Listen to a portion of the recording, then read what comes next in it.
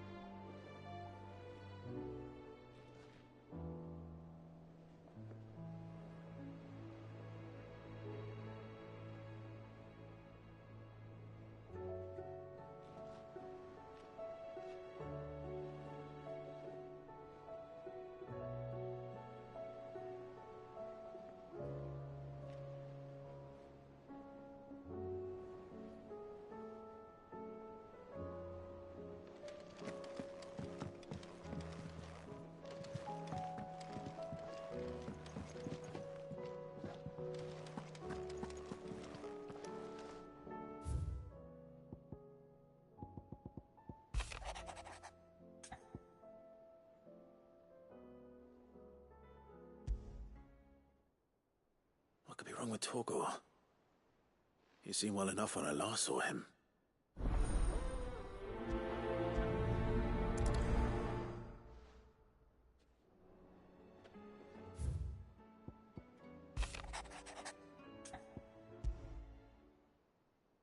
Trouble with the ledgers. Shouldn't he be asking?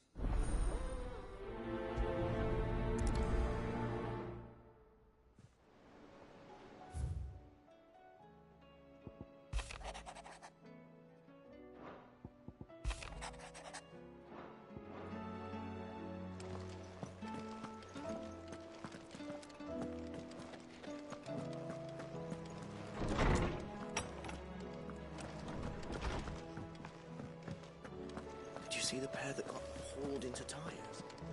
Aye. I got your note. You think something's wrong with Torgal? So you can read. Congratulations. But I didn't say I were wrong with him. I said something weren't right. He's not been eating me treats. He used to love cracking the bones from Molly's boiled brown, but now he won't so much as look at them. Didn't like him. Which is why I'm of a mind that his mind's on something else. You've not been working him too hard, have you? No harder than usual. Is that it, boy? Do you need a rest? What was it you said he was? A frost wolf? That's what the lawsman seems to think. Then maybe this all has something to do with whatever it is that's woken inside him. I suppose things have been different since Rosalith. Perhaps Hippocrates knows something. Instead of everything, you mean? Perhaps.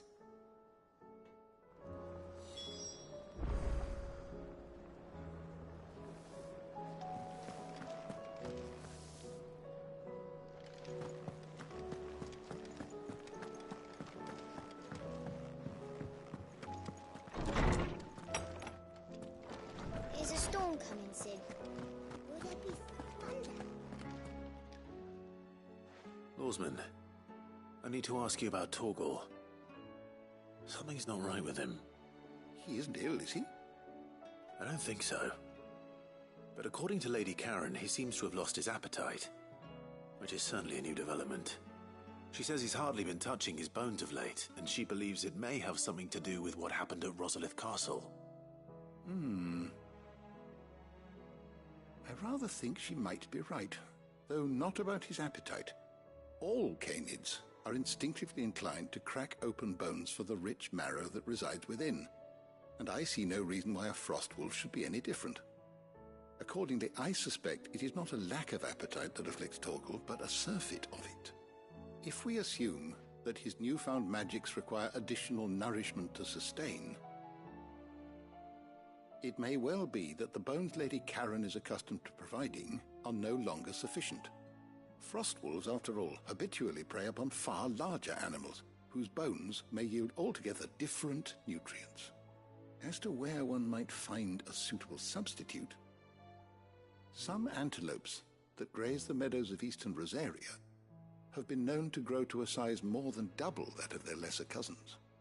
I don't recall ever seeing any that large. And little wonder. The oldest and largest such creatures rarely leave the safety of the highlands for fear of predators. The last elder antelope sighting I recall hearing about took place near Cressida, and that was long before the village was abandoned.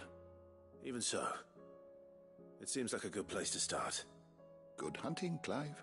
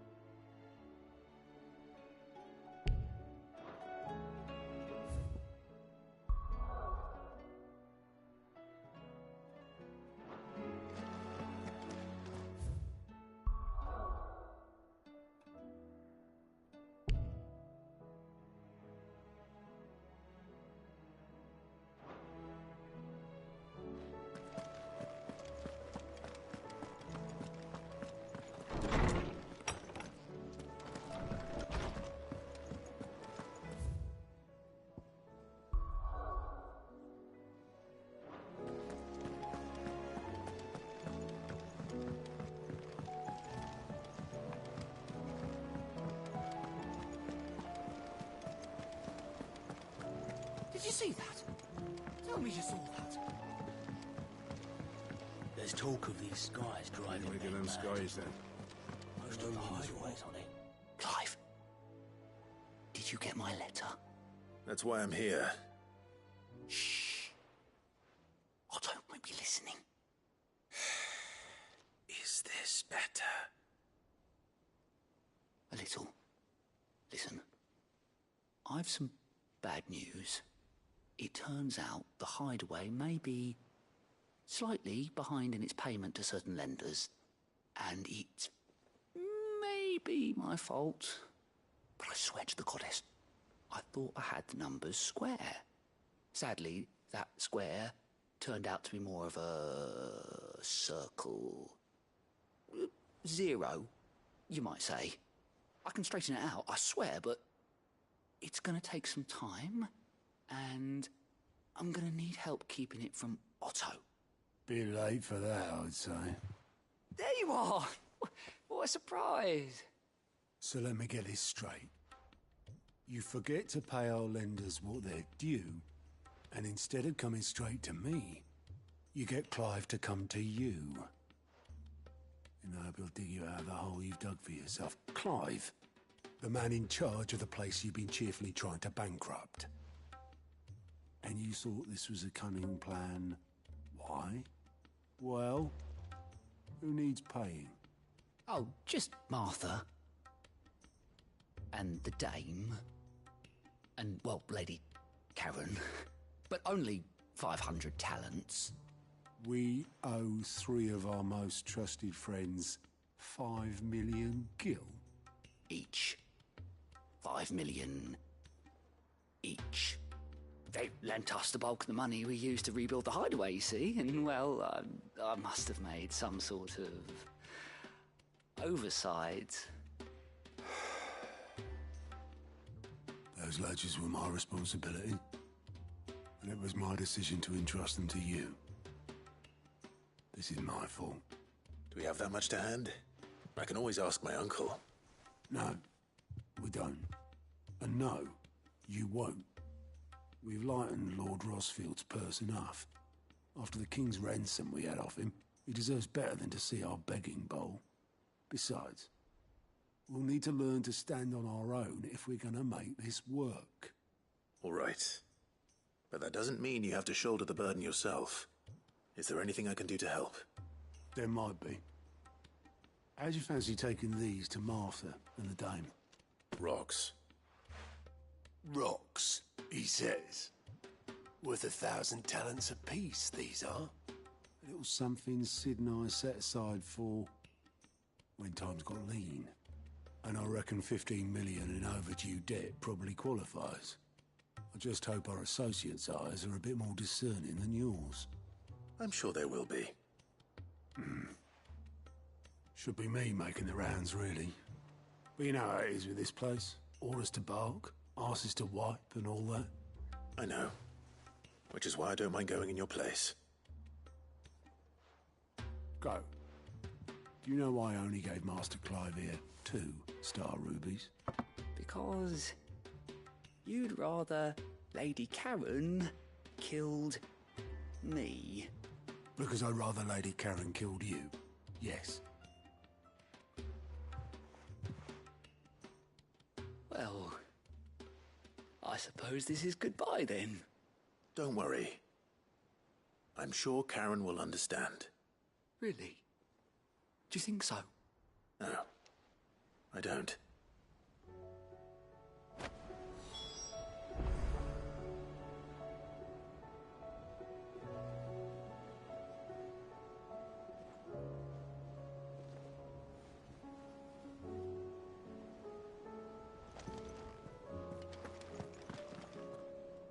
Otto, how fares the realm?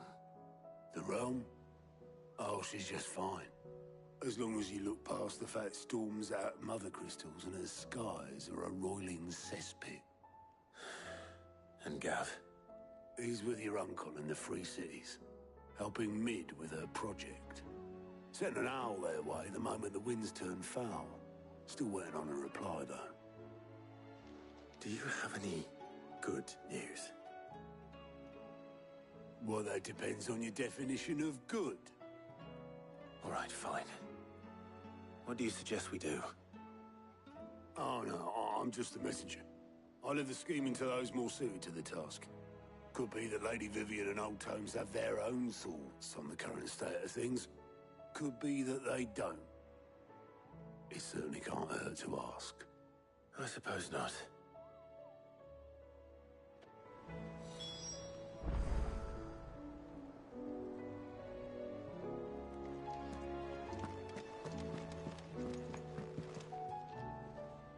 How is it that every one of your little excursions presages some inexplicable catastrophe? Not that you are to blame for the Dominion's fate. No one could have predicted the actions of the Crown Prince. I'm sorry I couldn't save your home.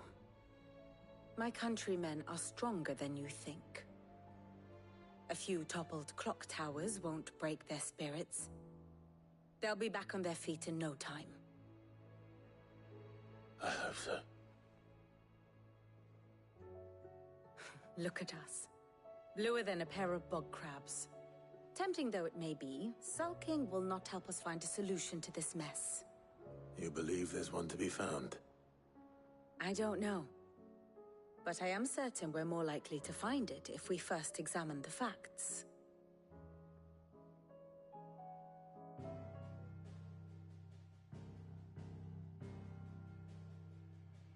Beneath these darkened skies, fear and confusion reign over Valisthea. Oh, the lands around the fallen Mother Crystals had already begun to wilt for want of ether. But not like this. Crystals that filled wells and fueled furnaces, now nothing but pretty shards of rock. And those that hang from the people's necks cast nary a glimmer of light to keep the dark at bay. It is only a matter of time before the common folk convince themselves that the end of days is upon us. Yet I fear a swift end is more than we can hope for. While most of the world thirsts for ether, the remainder drowns in it, spawning Akashic in droves. And amidst the hordes of mindless beasts, with magics as like to fail as function, even the strongest nation would falter. Rosaria and the Iron Kingdom teeter on the brink of collapse, while the tragedy in Twinside has all but paralyzed the Holy Empire. Dhalmekia fares little better. Rumor has it the ministers fled the capital after the fall of Drake's Fang, leaving their beloved republic to crumble.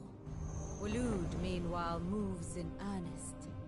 The Einherjar has been sighted off Storm. The world, in short, is in chaos.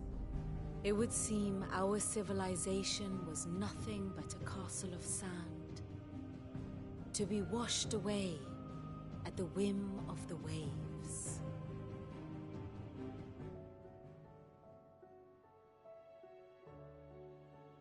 A castle of sand. Not my best flourish, but it seemed fitting. The reports I've received are considerably more blunt in their appraisal. Without the protection of their nations, it will fall to the people to defend themselves against those who would take what is theirs. Which is only ever going to end one way.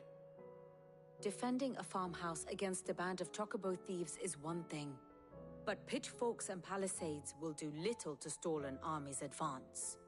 Should the King of Waloed deign to invade, there would be none to stop him. None but us.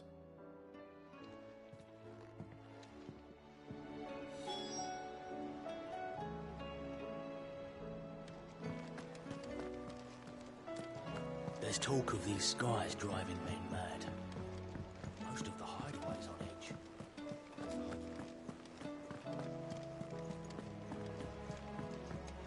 Will we ever see the sun again?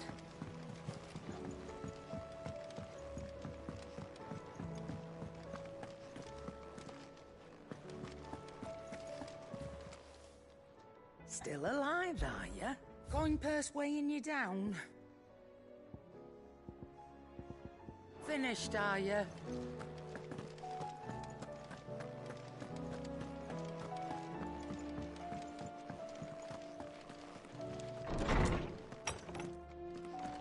Is a storm coming, Sid? Will there be thunder? Let me guess. You're here about the skies. Is there anything you don't know, Lawsman? It doesn't take a court astrologer to augur the obvious. As for what has disturbed the heavens, that, I believe, is a question the Fallen might be better placed to answer than I. And on the 6th day did the gods tear the sun from the firmament, visiting darkness upon their prideful sons and daughters. But I dare say you remember your childhood lessons on the sins of Zemeckis only too well. You think they're connected? That Ultima was one of the gods responsible? Well, he has certainly exhibited powers that we mortals would associate with the divine. There is nothing divine about him. But he wouldn't be the first god of whom that could be said, now would he?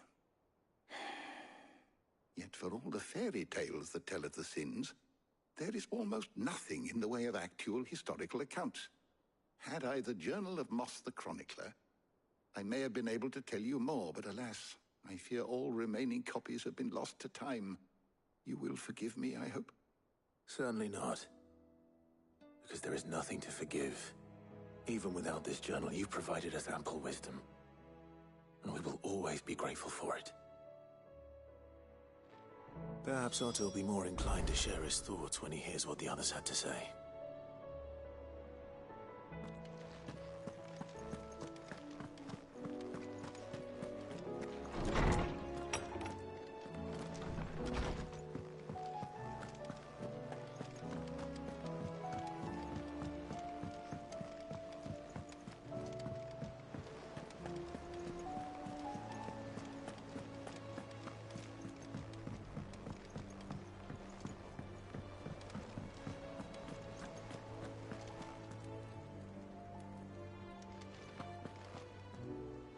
Clive, we have a problem. Only one. That would be a first. It would. Actually, there are three. We had as many owls arrive while you were at the shelves. Martha's got a Akashic out her gates, and talk of monsters roaming the hills outside of Northreach has put the wind up Isabel and her lot. And don't forget Dalimil. Lubor says the village was raided by bandits. When it rains... It fucking pours. The Cursebreakers are spread thin, taking stock of the damage in the Dominion. And even if I could get word to all of them, I doubt they'd get here in time to make any real difference. Which means there's only two people who can. Jill and I. Let them know we're on our way.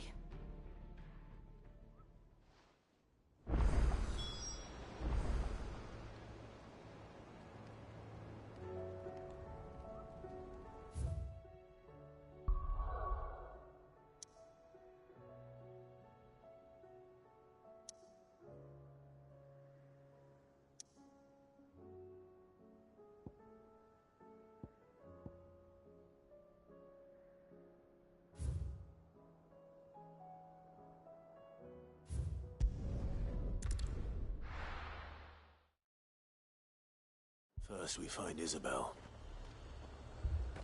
Heard a bloke saying he saw ghosts on the far side of the wall.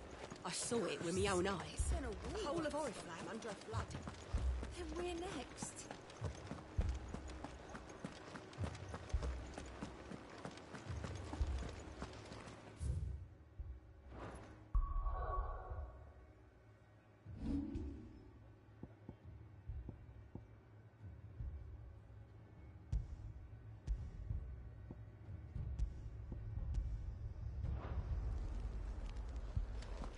Four left for more on the captain's orders.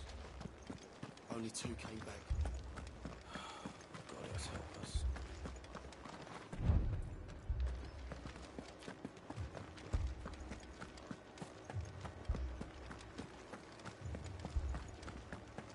I can't do it. I can't. But you can.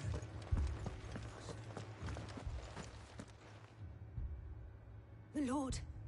Milady. We received the dame's message. There have been sightings of strange creatures, I understand. With the blue eyes. Yes. Like a Akashic, but different. They've taken so many. I've lost count. Akashic, but different. Ultima's thralls. And what of your mistress? Is she here? Oh, no. She went to the garrison to ask what they were planning on doing about all this. Then we'll look for her there.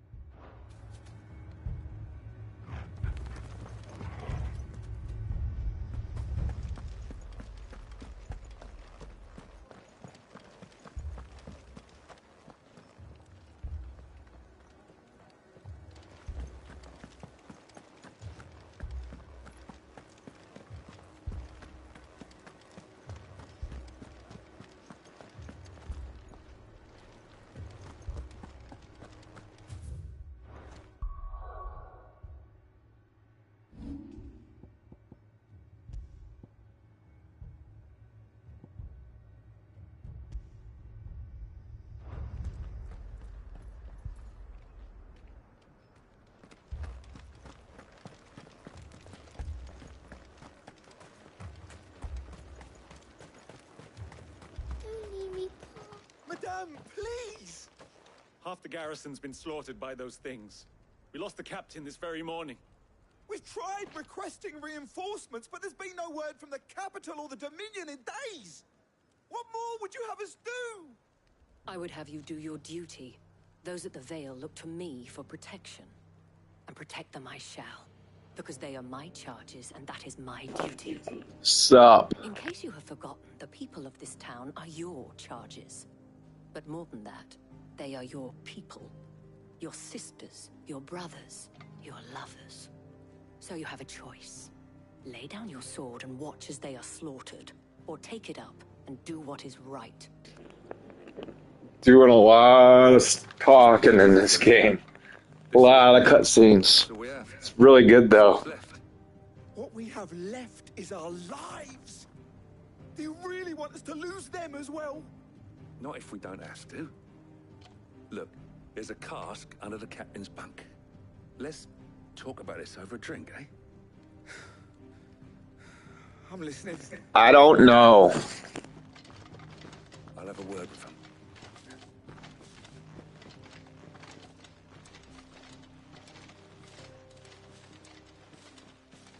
Ah, Clive. I didn't expect help to arrive so quickly. And sought to take matters into my own hands. It was a noble effort. But I thought You missed this lady that like slit her throat in this game in front of her kids. What we need to consider is where the creatures came from. The way the survivors speak of them, one would think they appeared out of thin air. And perhaps they did. It's hard to know what to believe these days. We'll talk to the survivors.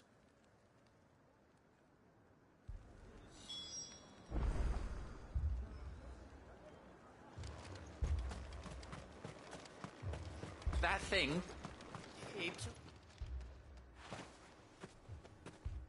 Did you see the creatures that attacked you? Creatures? Yeah, they came out of nowhere. They went for Joseph first, then me, and then they were just gone. Do you remember where you were? On the road from Oriflamme. We just passed Moor when... Where's my Joseph? It's all right. Just rest now.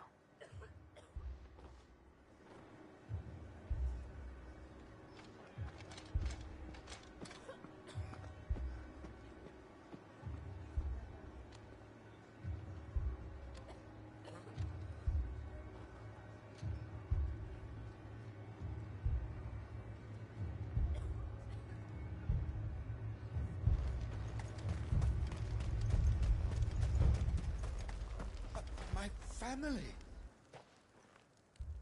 You're a pikeman, yes? What happened? I've got family in Moor. I heard the flood was spreading, so... What games have you been playing? The back of them glowing things found me in the meadow. I ran for my life. I never did get to the village. Leave that to us. At least we have an idea of where the thralls might be now. We should head for more. You're safe now.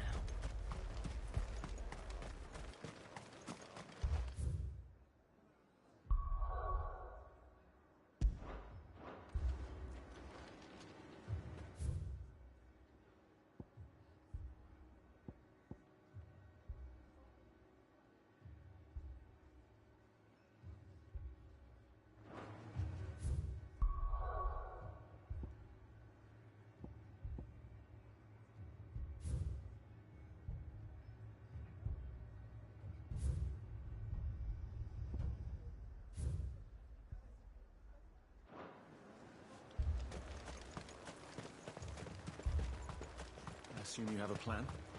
We need to find out.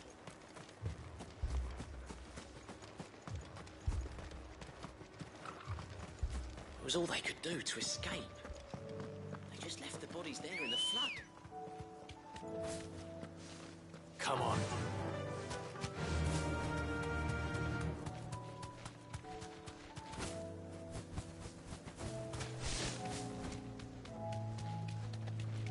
Run like the wind.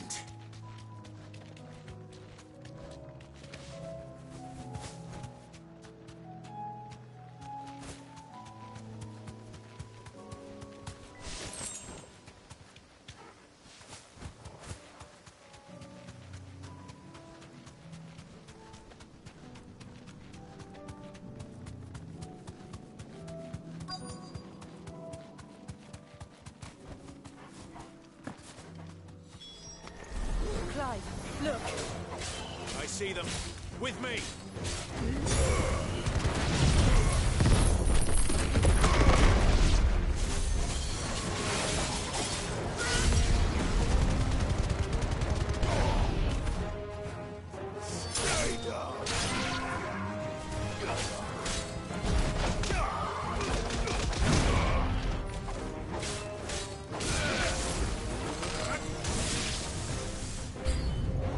Should I prime?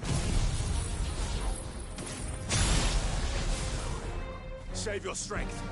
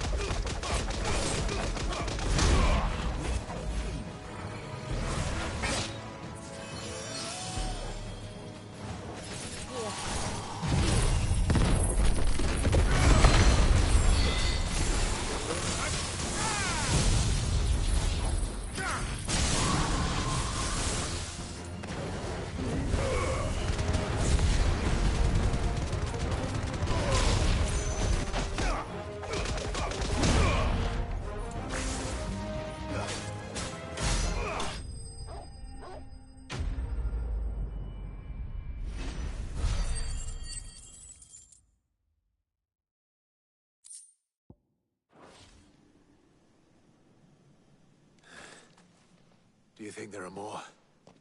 There are always more. But I'd say we've done what we can for the time being.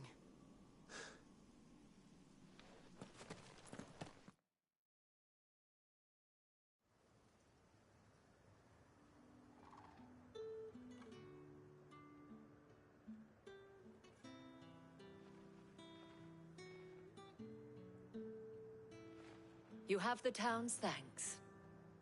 Don't thank us yet. There will be more. Many more. And you'll need to be ready for them. Oh, we shall. Isn't that right, Captain? Yes, milady. The garrison will be ready. Philippe here has convinced most of the men to remain at their posts. For now, at least. Hearing that the Dane would look kindly on any man who committed himself to the task certainly didn't hurt. It's not the most selfless of motives, I'll admit. Whatever it takes, eh? Now me, I never needed convincing. I became a soldier to protect the people I love. And the people I love include the ones standing before me. Handsome and chivalrous. Now, if you don't mind, I have sentries to post. Milady.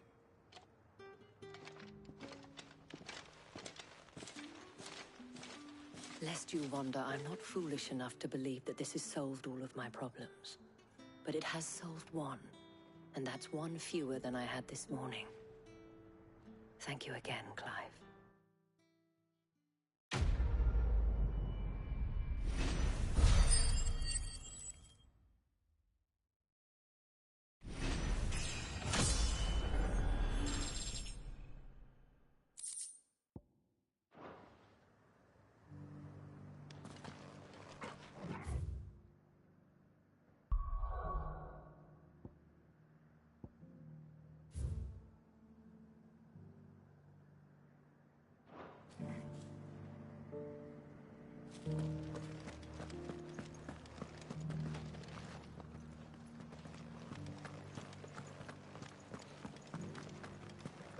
Those things I said before.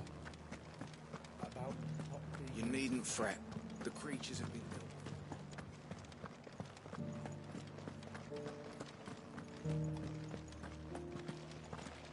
Can't you forge anything harder? Those skin iron.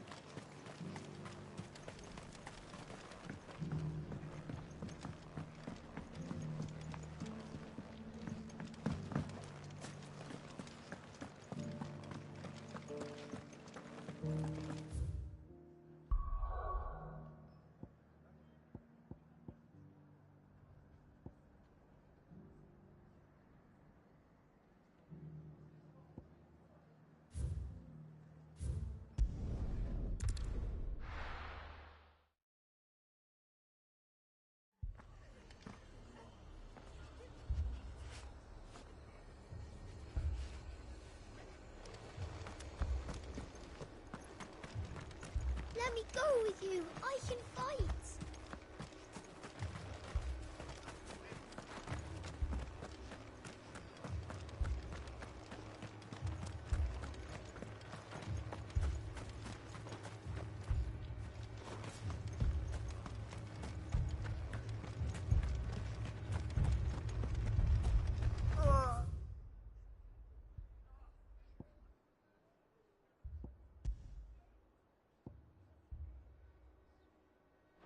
Just patch me up as quick as you can and get me back out there. My brother's away.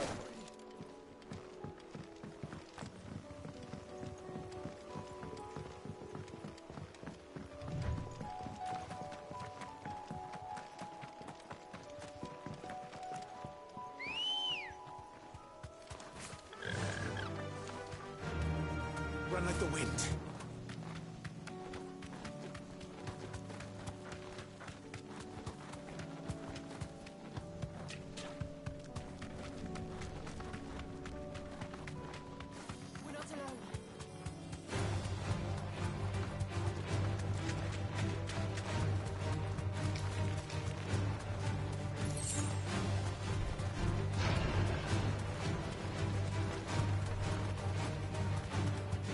Certainly quiet. If I were a giant antelope, it would seem like just the place.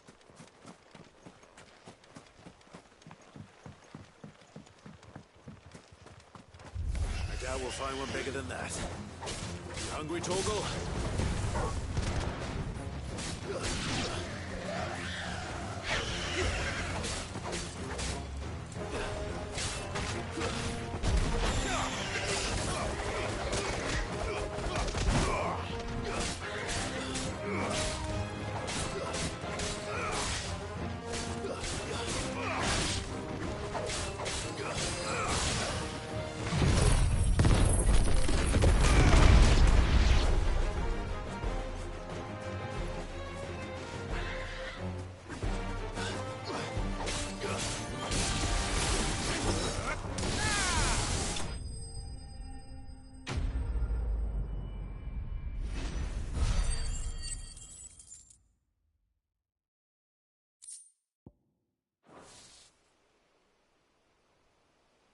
Now,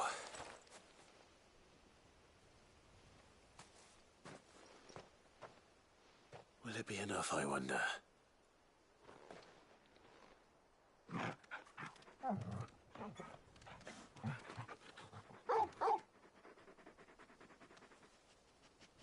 I say that answers my question, which means we owe the lawsmen our thanks.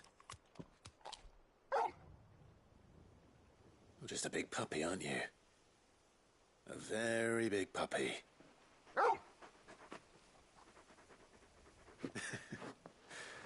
You do know you can take that with you, Torgal. Lady Karen will be relieved to hear you've got your appetite back. Come on, boy.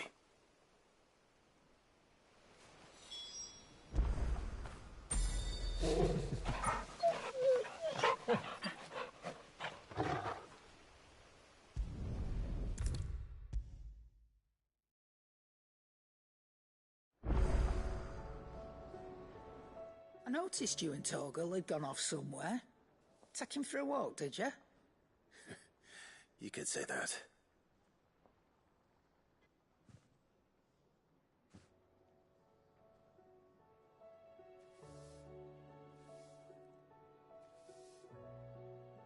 So, Molly's leftovers weren't good enough, eh? That'll teach me for treating you like you're still a pup. All right, no need to shout. Now we know what you're after, I can see about getting some in. Speaking of which, I brought one for later. Can I leave it with you?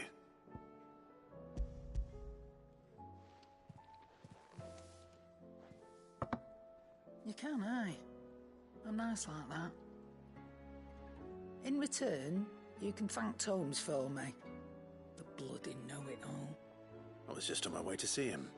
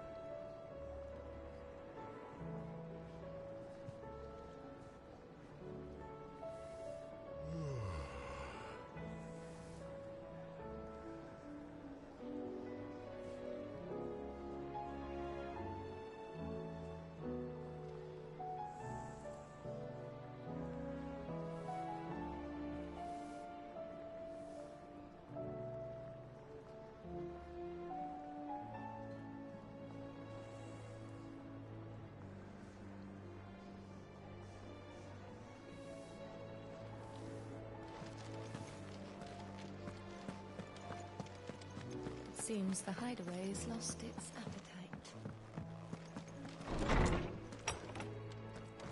Is a storm coming, Sid? Will there be thunder? Ah, Clive. Were you able to locate your quarry? We were indeed, Lawsman. You pointed us in exactly the right direction. And Torgal's been a very happy hound ever since. Very good, very good. Lady Karen sends her thanks, by the way, for your part in solving the mystery. Ah. But that reminds me. After your last visit, I found myself pondering Torgal's talents. Do you recall our conversation concerning Lady Jill's role in Torgal's transformation? About how she somehow woke the power within him. Precisely that. A reasonable conclusion, I thought. But one which raised certain questions in my mind. You see, the Fenrir of legend served Shiva and Shiva alone. And while the powers attributed to him are certainly impressive, the records imply they are somewhat different in nature to those you described Torgal as having used. What are you suggesting? That Torgal may be the beneficiary of more than one icon's power. Consider that in addition to Lady Jill, he has served as a loyal companion to you, your brother, and even the late Cid.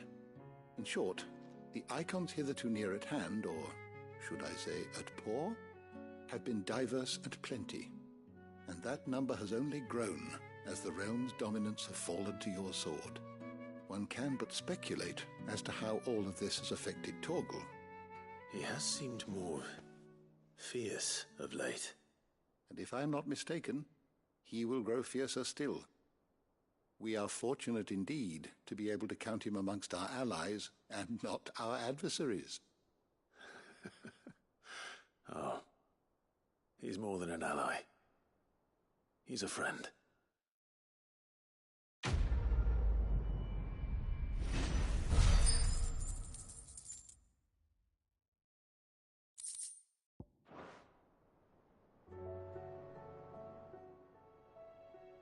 Ah, you'll be pleased to hear that and while my collection is still far from of course, I would not for which generosity.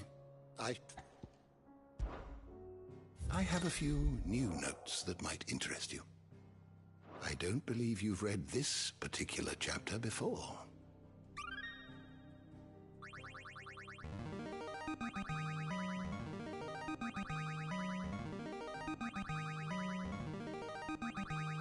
There is a rather fascinating excerpt I've been meaning to show you.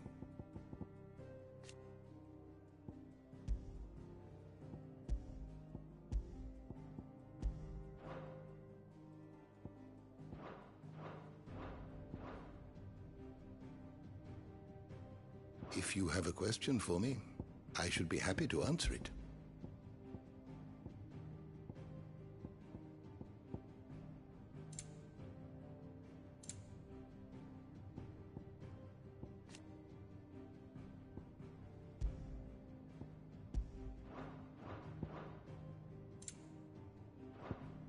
The door to the shelves shall ever be open.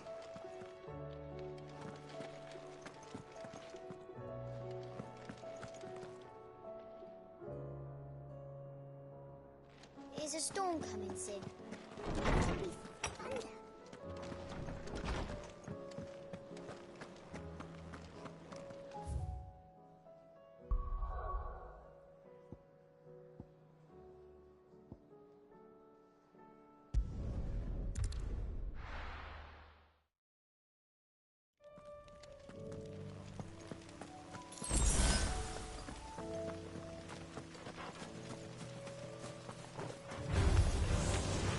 Imperial army must have tired of their pets.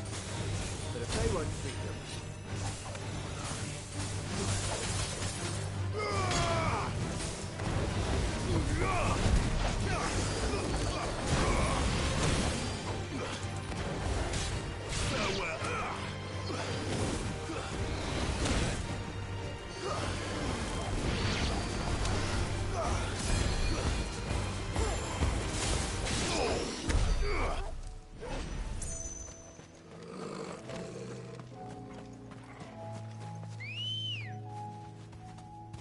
Ready, go?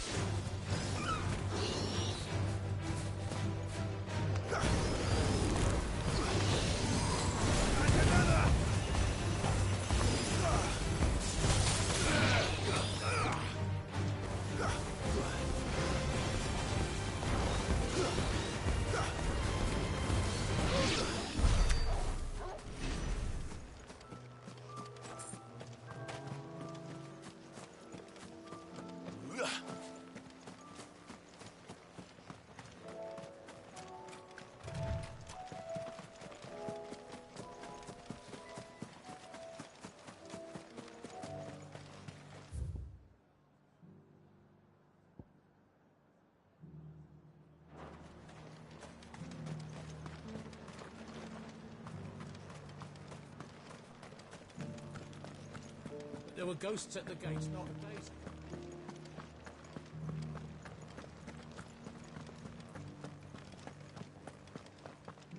Those things I said before about not being able to fight.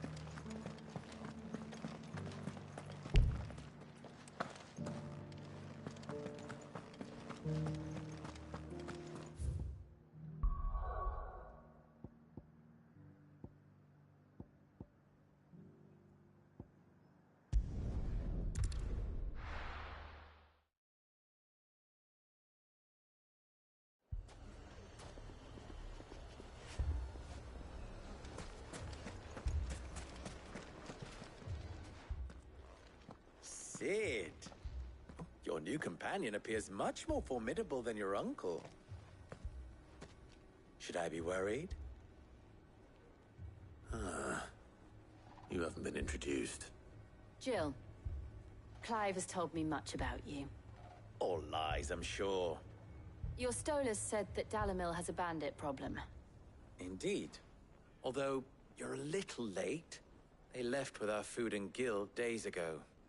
Any idea where they went? The desert's a big place. Your guess is as good as mine. But the fact is, I have more immediate concerns. What did you say to me? What did you say? Ah, as if by magic. Let's just say we've yet to reach a consensus about how to solve Dalimil's little problem. And at this rate, it won't be the actions of the bandits which prove to be our undoing. It will be our own. Now, I've tried reasoning with the dissenting parties, but even the Desert Hare has limits. Perhaps we could talk to them. What makes you think they'll listen to us? What makes you think they won't? She makes a fair point, Sid. And you won't have wasted much of your precious time if you fail. They're just across the courtyard.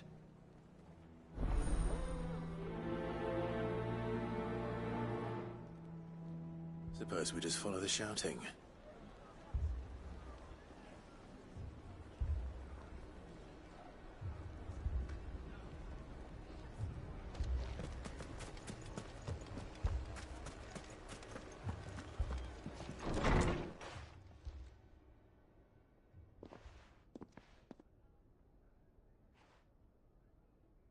You wouldn't talk like that if it had been your men whose throats were slit. Blood for blood, it's the only way. We hire mercenaries and have them mount the bandits' heads on our walls as a lesson to the rest. And what happens when those mercenaries are slaughtered like your men? Are you going to hire more? We're better off using that coin to buy food and supplies. If we hire mercenaries, the only thing we're buying is the bandits' ire. And you cannot fill empty bellies with that. Do you hear me? But what happens when they come back? Maybe it'll be your throat that's slit. That's enough. Both of you. Any more of this and I'll throw you out myself. Come back when you're ready to talk like adults.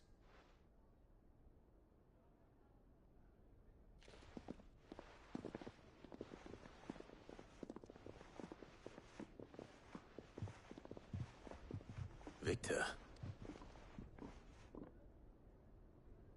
What's he doing here?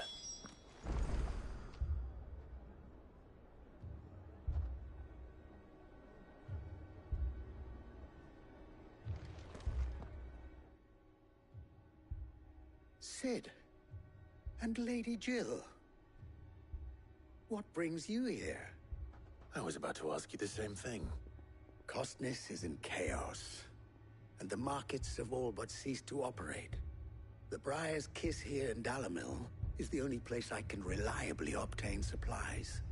I was here to do just that when Master Lubor told me of his troubles. He thought I might be able to talk some sense into these fools. But if you're here, I suppose his patience must be waning. Who are those people? Those were the thorns in Lubor's side. And the reason this place might be headed the same way as Costness. It's these accursed skies. The darkness is enough to drive a man to madness. Or an entire city, for that matter. We're still working on the skies. But in the meantime, perhaps we can find a solution to Dalimil's problems. I hope so. For all our sakes.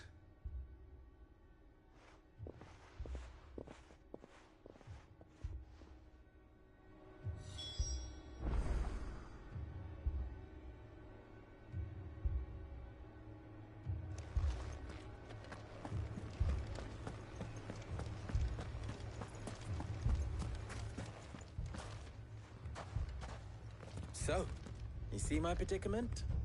What I saw was a room full of people who were angry and afraid. And with good reason by the sound of it. But if left to smolder, that anger and fear could set the entire town alight. My thoughts exactly. What to do?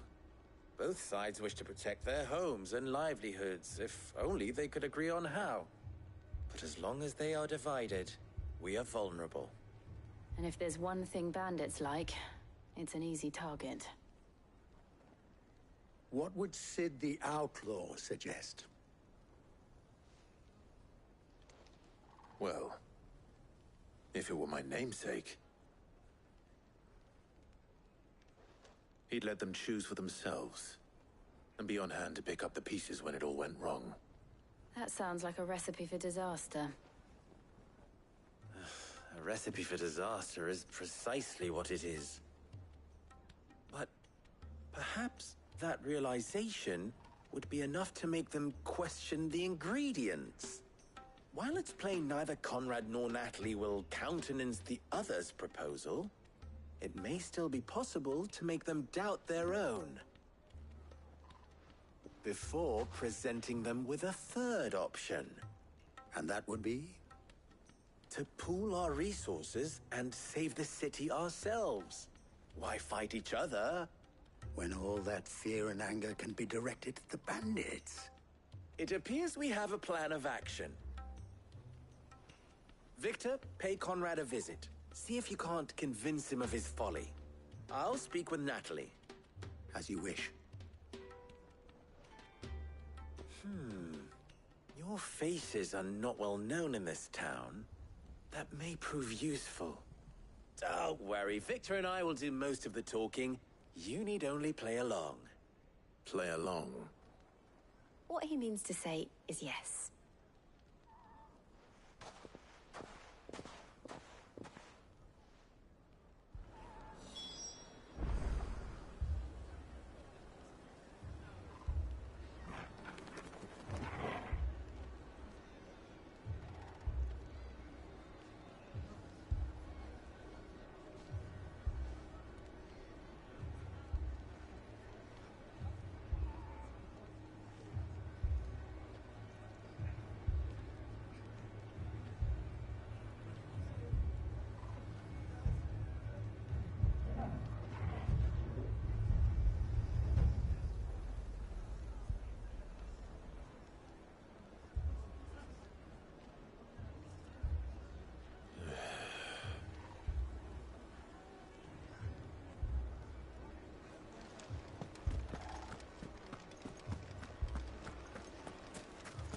Picture it, Conrad.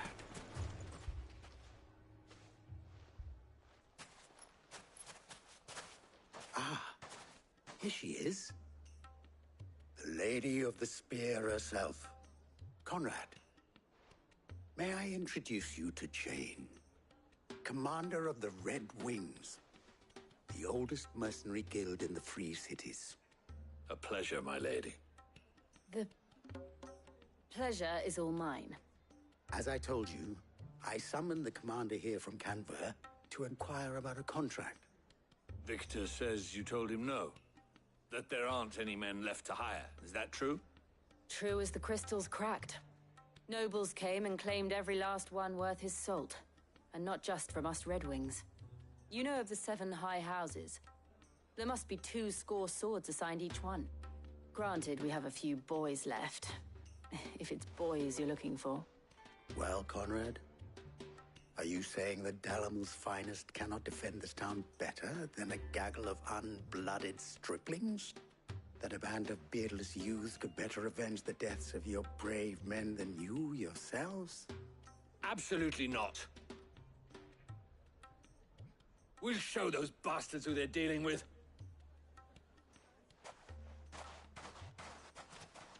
I can't believe that actually worked. Conrad's not what you called the brightest candle in the crypt. And there's a reason why I had you do the talking and not Sid.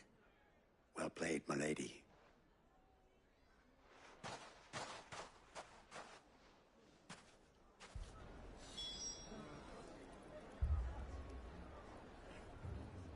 Then let us band together and show these brutes that Dalimil is not to be trifled with.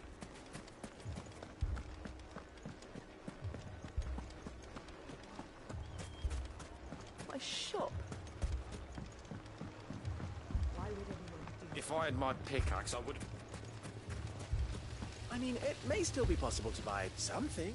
Ah, here he is now. Natalie, allow me to introduce Lord Underhill of Randalar's prestigious League of Merchants. Lord Underhill. At your service. Underhill? I was just telling the good lady of our conversation, my lord, and how you were lamenting the state of the capital's stores. Lubor says that not only are the granaries almost empty, but that war and the Blight mean this season's harvest won't be enough to fill them for winter. Indeed, certainly that is the case. The nobles in the capital are buying up the city's stocks of barley and wine, driving the prices higher than most commoners can afford. It is only a matter of time before the peasants revolt. It is worse than I thought. If what Lord Underhill says is true, I fear we have little hope of supplementing our stores, meager though they regrettably are. And while I applaud your endeavors to dissuade our more bellicose citizens from seeking vengeance, I sense Conrad is not wrong in his assessment of the bandits' likely return. Which means that now, more than ever, we will need to secure what little we still have. Food, weapons, herbs, everything. If our humble town is to endure not only this hardship, but those that are certain to follow, we must stand united. All right. If it will help to protect my home, I'll do it. But you needn't have gone through this charade.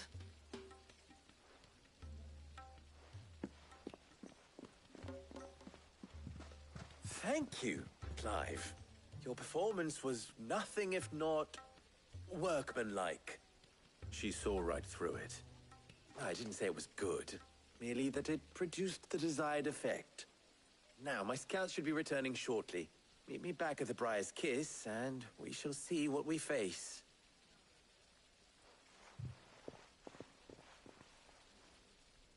I'm not convinced our roles in this ruse were entirely necessary. It appears I have no choice but to do Conrad seemed quite taken with you. what little we have. Mummy, I'm scared. Oh, I'm ruined. Good news, Sid. Both Conrad and Natalie have somewhat gracefully accepted their new roles. With time, they may even learn to. Time no longer appears to be the luxury it was before lunch.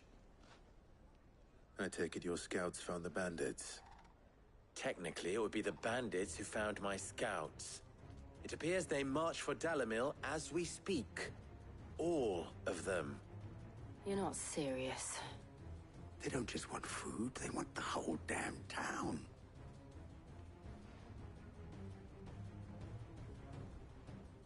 I have a favor to ask.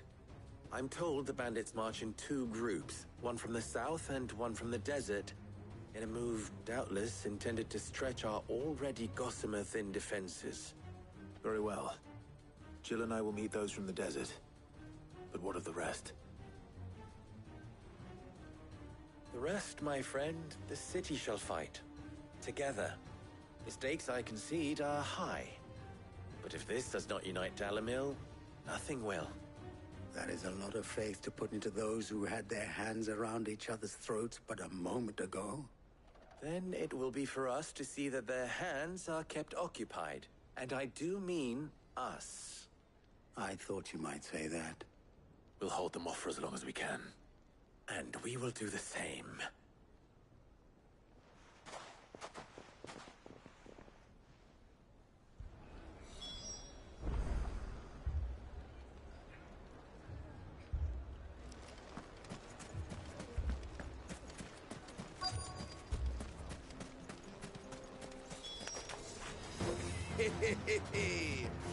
The women folk have come to welcome us.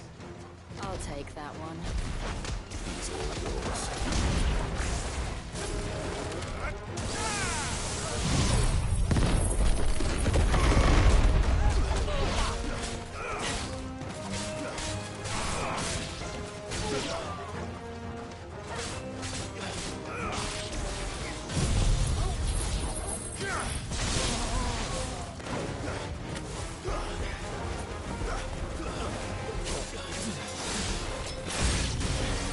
They mean to overwhelm us.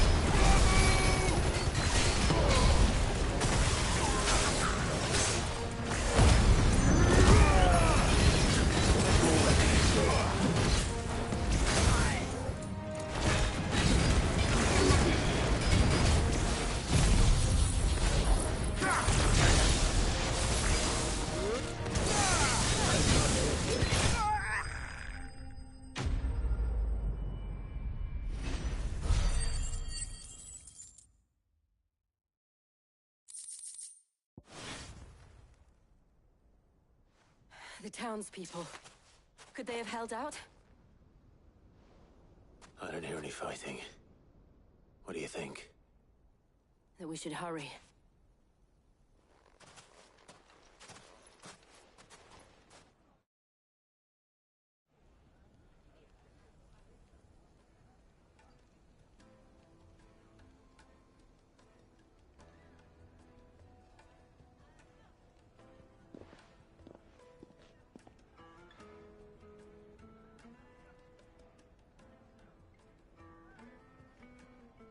Natalie, I owe you an apology.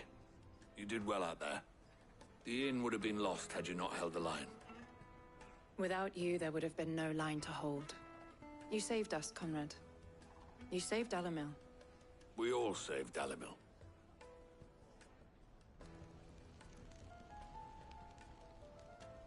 Conrad seems to have had a change of heart. I'd say they both have. I take it from your presence that our visitors from the desert won't be joining us either. Pity. The plan worked, Cid. Granted, it only took an army of bloodthirsty bandits at our gate. Calm now, Victor. Why quibble over the details? We are united, and that is all that matters. As for you, Cid, you fight considerably better than you act. I'll take that as a compliment.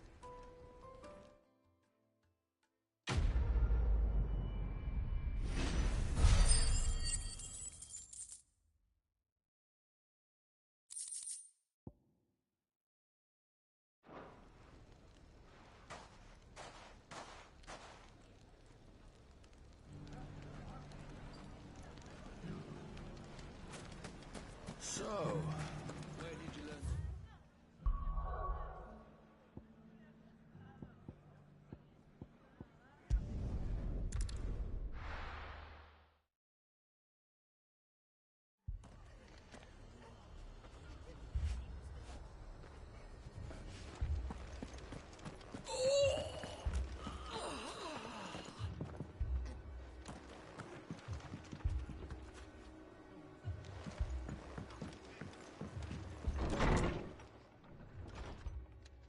Martha, it's good to see you. And you, Clive. Jill? Otto said you'd been attacked by Akashic. What exactly happened here? Those skies are what happened. Not long after they fell dark, we had our first visit. There were hundreds of them. Tried to storm the hill. Only a handful made it up here, but that was more than enough. The rest are still down there now. And while we have a few willing fighters holding them back, they're sorely outnumbered. What do you think, Clive? That we join the fight? I thought you'd never offer. Now, where I need you is the Fallen Gate. That's where the fighting is fiercest. Let the men know you've come to help. Something tells me they'll be pleased to see you. We're on our way.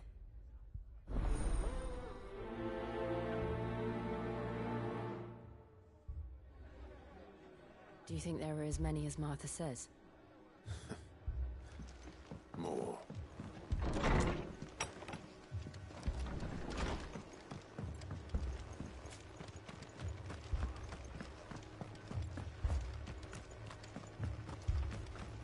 You don't think they've abandoned us, do you? Them not. Not a chance.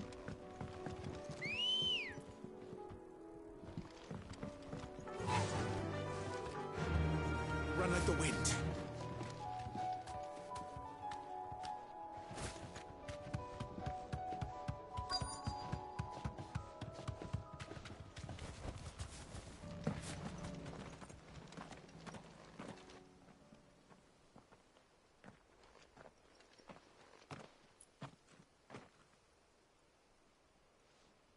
Clive, wounded.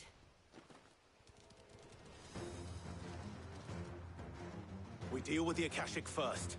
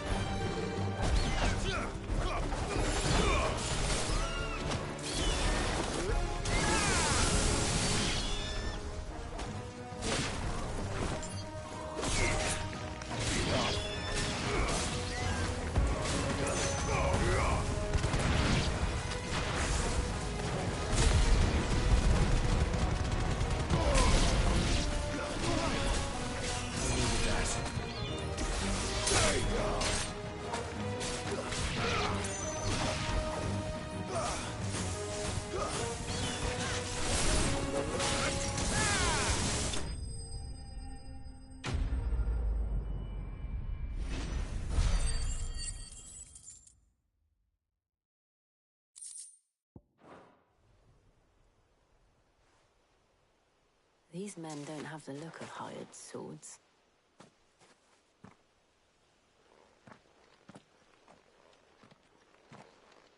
If you've come to rob this place, You are mistaken, my Lord Rosfield.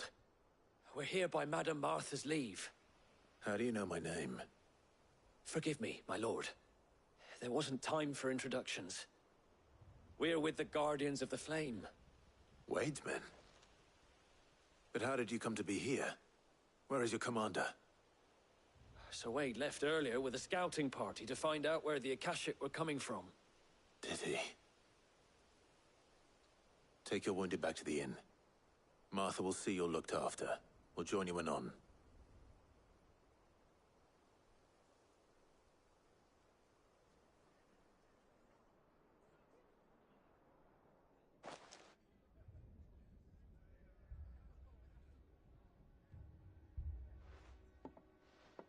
And to think you took them for thieves. A fine reward for holding off the horde, that is. When did Wade and his men arrive? Not long after Rosalith fell. The Guardians asked me to shelter some of them that had lost their homes.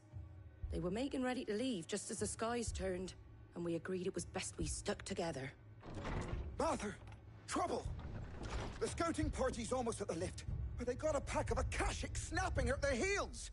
And they got wounded with them! They're not gonna make it! Damn it all. We'll worry about them, Martha. You look after everyone here. If any can still fight, send them to the lift. I will. You two be safe now.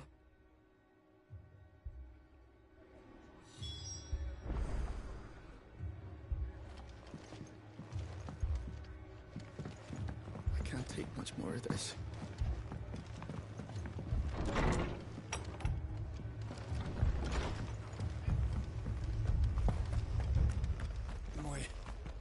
My brothers.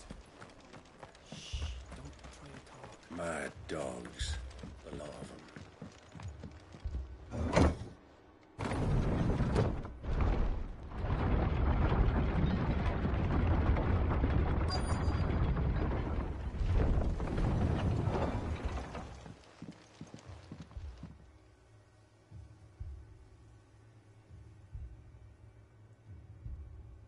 Squire, I need you to get those who can still walk up the lift to Martha's. But what about... I didn't ask, Oscar. Sir. Sir Wade. Lord Rosfield. If you aren't a sight for sore eyes. Martha seemed to think you might need some help. And by the looks of it... We thought we could sneak by them. But we didn't know there would be so many. How could we have? Behind you!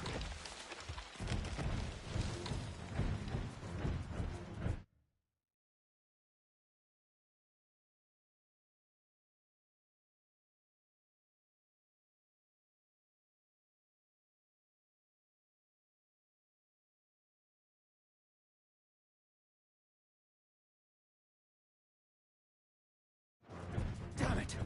We need to get the injured to safety. Do you think we can hold them off? We can certainly try. Let's go, turtle, turtle, turtle. Are you with us, Sir Wade? Always. Am I turtly enough for you?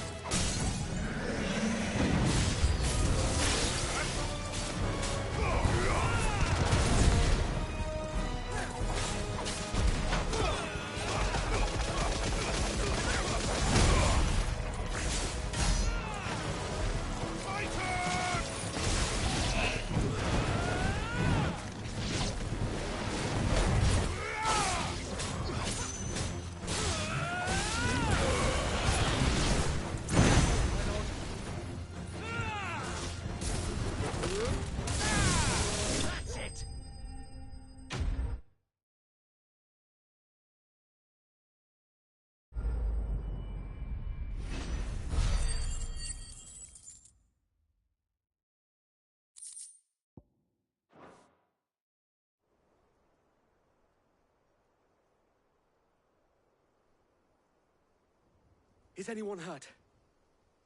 I don't think so. And yet again, you've pulled me from the flames. It's just a pity I keep walking into them.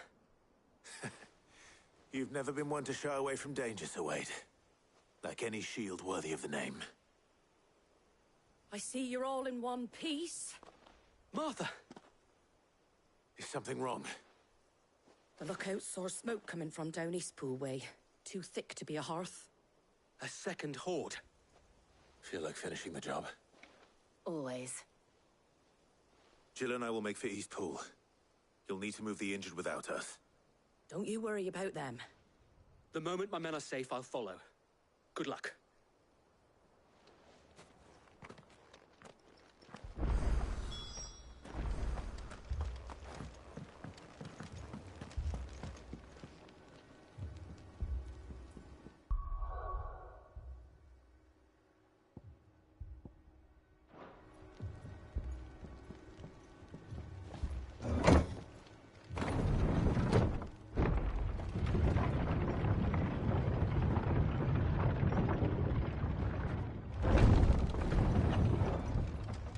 Mad dogs. A lot of them. Moy.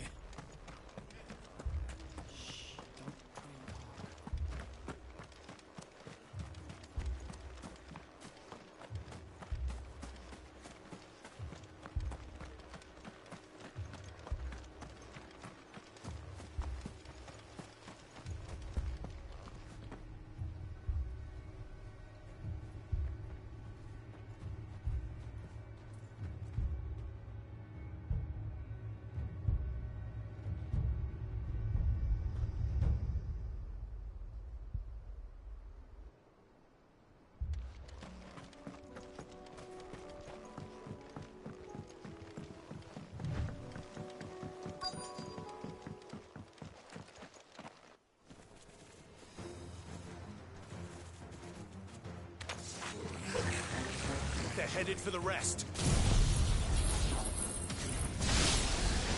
We have to slow them down. Martha and the others won't be ready.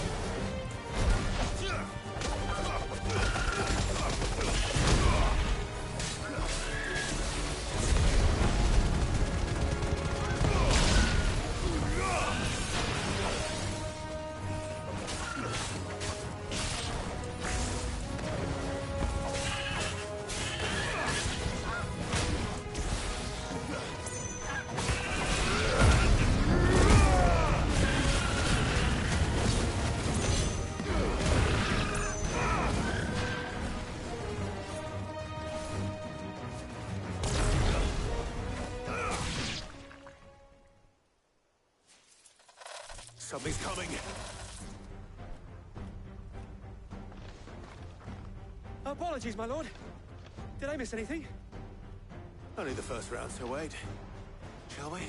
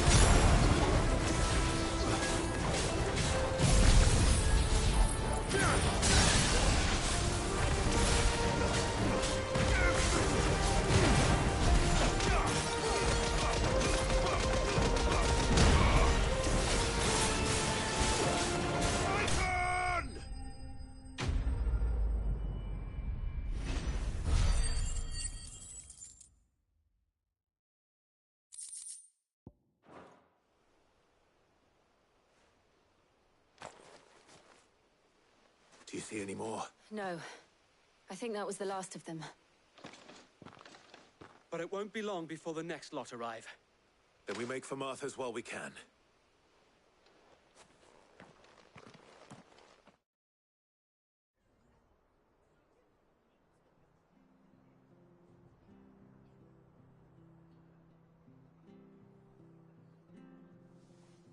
What did you find out there? The same as Sir Wade. Scores of Akashic. Well, wherever they came from, they're gone now. Our lookouts say the lowlands are clear. Hopefully we'll have enough time to lick our wounds. How many of your men were injured? A damn sight less than if you hadn't turned up. Thank you. It was a hard-fought victory. But as long as the skies remain dark, I fear the Akashic's numbers are only going to rise. It's not a matter of if the Horde will be back, but when. And whether that's sooner or later, we'll need to be ready. The inn here affords a good view of the land, and is easily defendable. I'd like to make this one of our outposts. What do you say, Martha? You'd have more men to guard the rest. Well, when you put it like that, of course they can stay.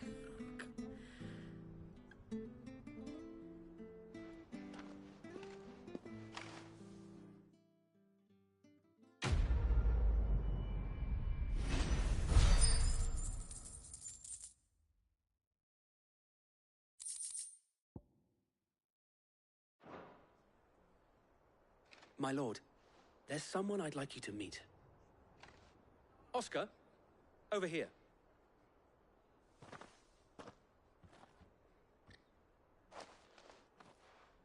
It is an honor to make your acquaintance, Lord Rosfield. I am Oscar. Oscar of House Murdoch. Murdoch? I wasn't aware the Lord Commander had children. Oh, he didn't. But his brother, my father, did. I am Sir Rodney's nephew. Well, go on, then. It's not for me to ask him. Yes, Sir Wade.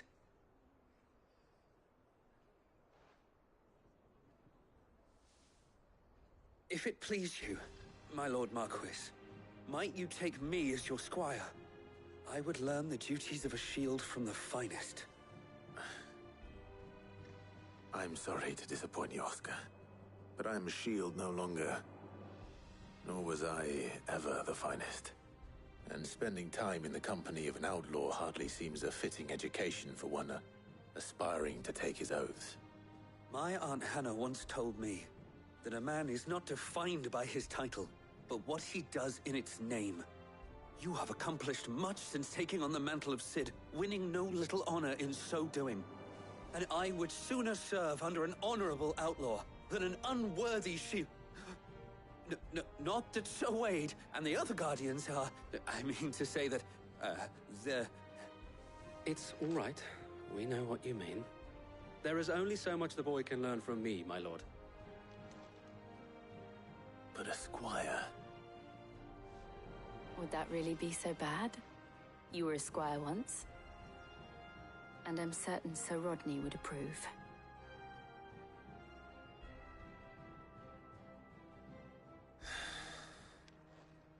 Know that I'll show you as much leniency as your uncle showed me. I would not have it any other way. Our friends seem to have things under control. For now, at least. Let's go and put Otto's...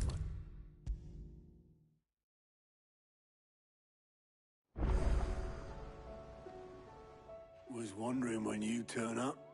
Had owls from all our friends thanking you for your timely intervention. How is it you always manage to arrive at just the right moment? Luck, I suppose. Any word on the rest of the realm? Let's see. Storm's still crying out for Mother Crystals. The nations are still in chaos. And the skies are still the colour of a kick in the kidneys 2 days on. So... Right. Clive, we knew this was going to happen. Well, not the bleeding skies part, but you take my point. Now's not the time to second-guess yourself.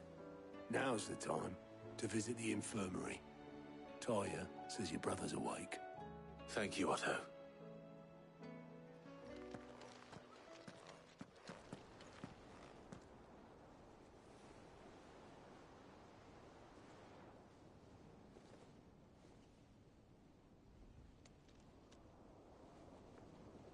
So it was not Sylvester, but Olivier who served as Ultima's puppet. And when Dion learned of this, he sought to slay the fiend.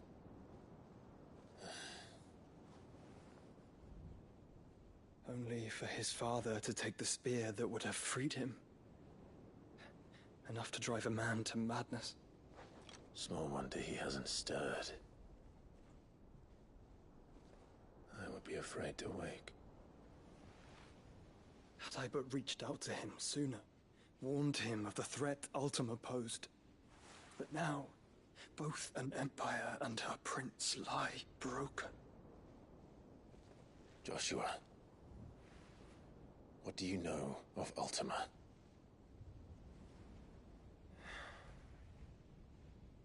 Very little, I'm afraid. Despite my best efforts. 18 years ago, as I lay buried beneath the rubble of Phoenix Gate, 'twas not death who came for me, but another. And it was while in my rescuer's care, I first heard of Ultima. I've been chasing his shadow ever since. Ultima is driven by some deep, dark purpose, and for whatever reason, it would seem you are crucial to his designs. He will stop at nothing to have you, even if that means toppling an empire. But why me? What possible use could I be to such a creature? That is one of many answers that have eluded me. Yet, I am certain of this. It is not mere chance. You were chosen for a reason. All dominants carry within them the might of an icon. Nigh limitless power that is at once acutely limited. I wield fire, and only fire. And I only ice. 8 wardens for 8 elements. But you, Clive. You are different. You're special. Your abilities begin with the flames of Ifrit. But they do not end there. The fact Ifrit can even exist goes against everything we thought we knew of dominance. Perhaps Ultima has been waiting for one such as you, whose potential is truly limitless. I've encountered that thing several times now. If it or he, as you say, needs me, why hasn't he claimed me as he did the boy? Were I to hazard a guess, I'd say the two of you are somehow incompatible. His mind not properly attuned to your body. His mind? Mind, awareness, spirit, call it what you wish. But I believe Ultima to be an embodiment of the concept. This is why I struggle and fail to contain him here inside me. I'm sorry. Inside you? With every setting sun, I feel my strength wane.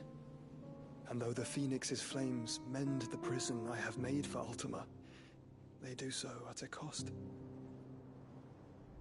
We must find a means to bring an end to him before I meet my own. What were you thinking? It was that or let him take Clive. And I've always had a soft spot for my brother. But that doesn't mean you should sacrifice yourself to save me.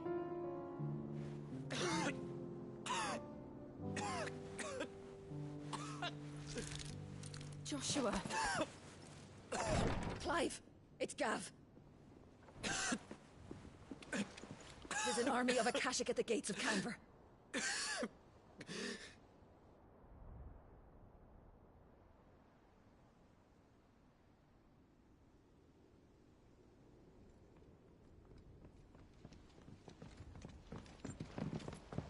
Well, what's the short of it?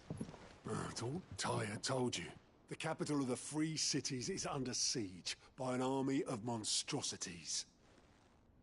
The City Guard are doing their best to stem the tide, but numbers ain't on their side. What of Lord Byron and Mid? Were they able to escape? No, but they're all right for now. They're hiding with Gav at midship. We have to get them out of there. And we shall. Otto, prepare a Stolas. Tell Gav to stay exactly where he is. Understood. Vivian, what's the swiftest route to the Free Cities? That sounds like a question for the map. Look here. This road, through Tabor, should provide the least trouble. Good. What a coincidence. Tabor is exactly where I'm bound. Joshua, bed is where you should be bound. You don't think I told him the exact same thing? Were Tyr not such a talented healer, I would surely have been inclined to agree. But, thanks to her ministrations, I feel I may safely rejoin my attendant, who was to wait for me in Tabor if we became separated. All right, we travel together. Clive. If he stays close to me, he'll be fine. Thank you, brother. I'll look after him.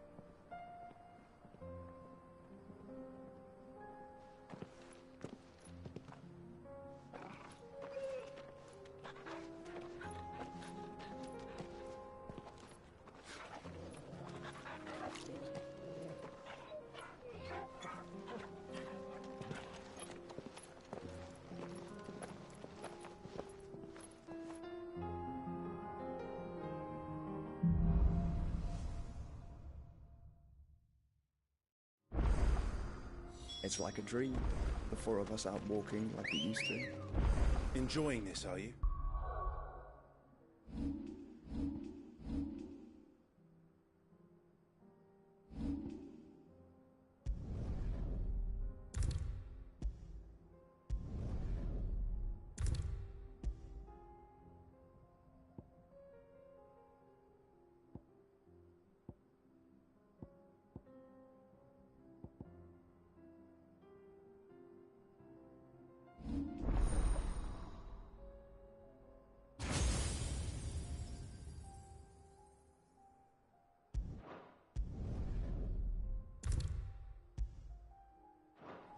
Gav and the others could be in.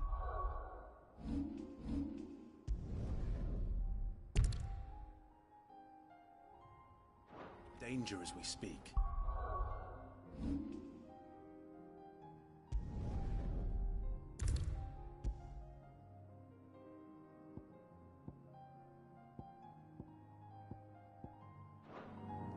You're right. I'm sorry. Yote is a fine scout. If Candle was attacked, she will already have begun gathering information. Tabor isn't far. We should pick up the pace.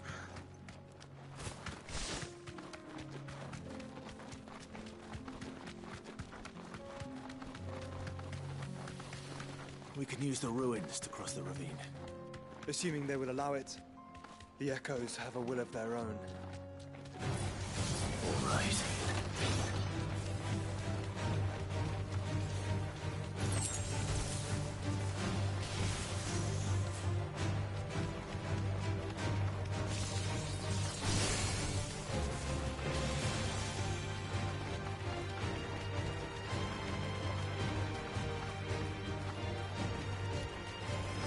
Enough of you, are there?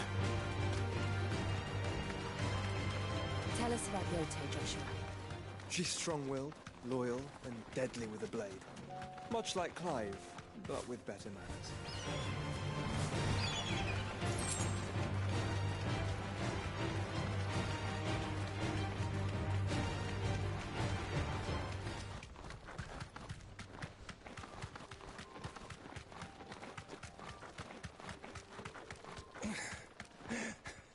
Thanks, girl.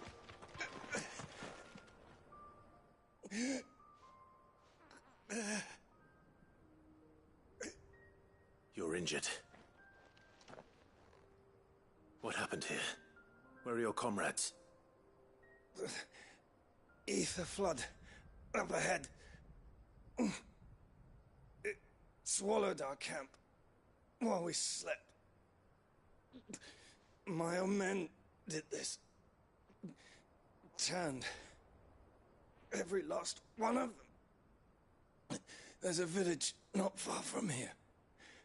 Tabor. The people were kind to us. It's only a matter of time before they won't stand a chance. We can't let those monsters reach the...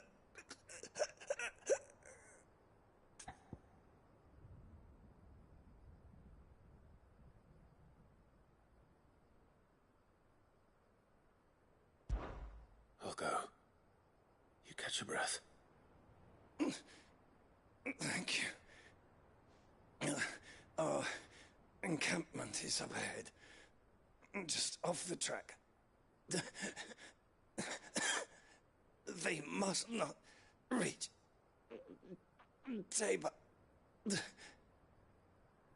Forgive me, Lord Kupka. Rest well, soldier.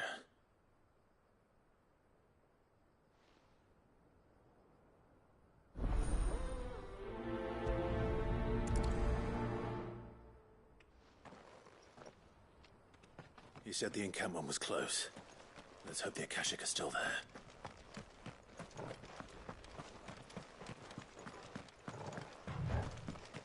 Another ether flood. They're everywhere now. We can't go round it. Then we'll just have to be careful.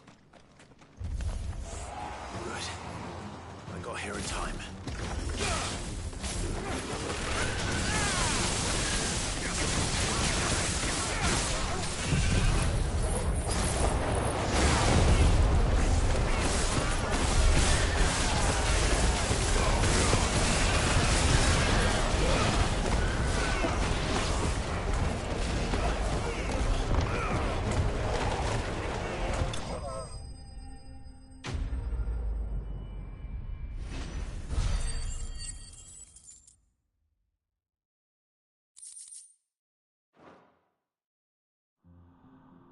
Is someone there?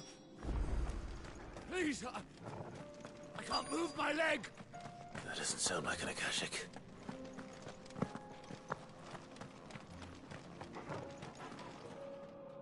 You're with the battalion? I am. I heard the fighting. Are the others? Taken care of.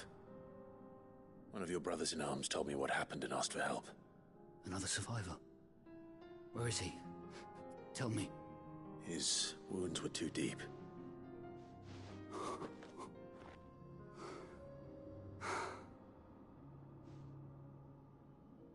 He was right to send you. Those things you slew are no longer my brothers. Tabor is safe thanks to you. Here, you've earned it.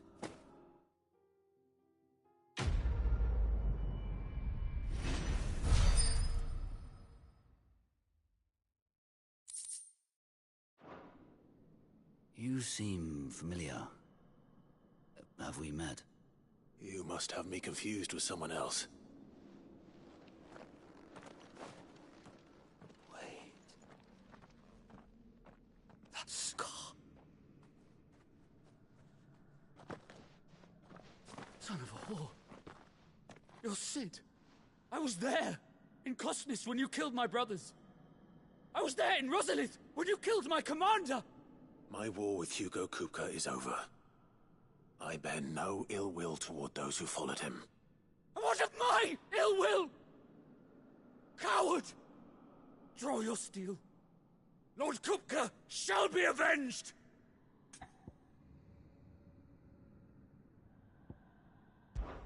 Fine.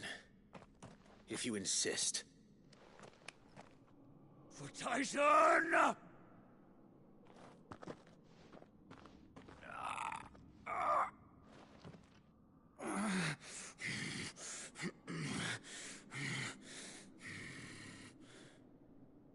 fit state to fight.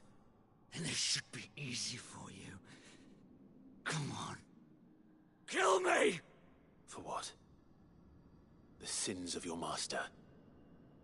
You and I have no quarrel, and I will not strike a man who cannot defend himself. No. I won't be deceived. Lord Kupka told us of your crimes. You are an outlaw. A murderer, not some Man. Like you or anyone else. I am nothing like you. But if you're not gonna kill me, then go. Leave! Just know that I will find you, Cid. Someday.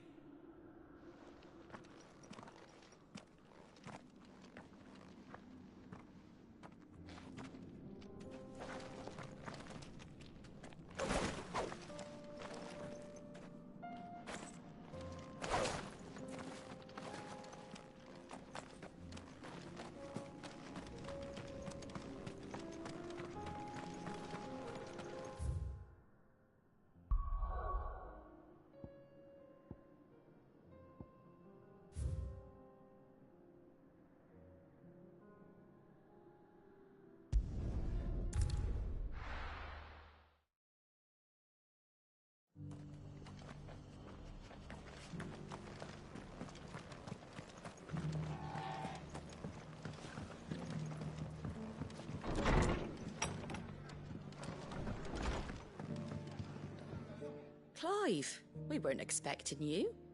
I wasn't expecting to be here, but it seems we still owe you a considerable amount of coin for your help with our rebuilding efforts.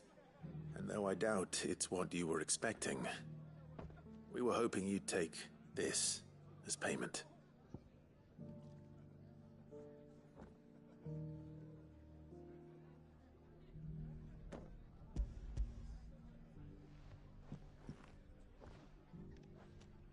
A star ruby? I can't accept this. It's worth at least twice what you owe me. More if you can find yourself the right buyer. Think of the difference as interest. Interest? If word got out I charged that much, no one would ever borrow from me again. Anyway, why are you the one here asking me about this? I'd have expected Otto. Bit much sending the Lord Marquis out to settle your debts, isn't it? The old goat working himself to death again. Something like that. Most days I think he's the only reason the hideaway's still standing. Same as always, eh? Back when the place was nothing but a twinkle in the eye of a recently retired Lord Commander, word is he was the first one Cid reached out to. Probably knew that without his strong arm and level head, the idea would never get off the ground. Cid may have been the face of the hideaway, but Otto's always been the backbone. And when Cid passed away, we were all worried that would be the end of it. That Otto would just give up. His death was hard on everyone. But it must have hit Otto hardest of all. But he didn't give up, did he? Quite the opposite, in fact. If I recall, he was the one who nominated you as Cid's replacement, and rallied the rest around you. I reckon what he saw in Cid, he saw in you too. And don't we all? Doesn't hurt that you're half as stubborn and twice as handsome, neither. That, and you keep good company. I suppose I do.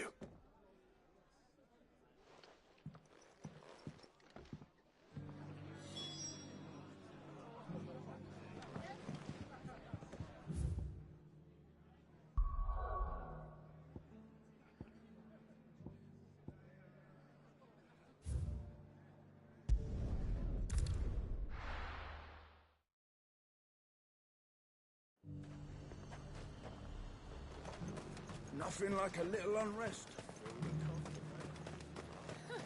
Let the dame hear you say that. There were ghosts at the gates not days ago.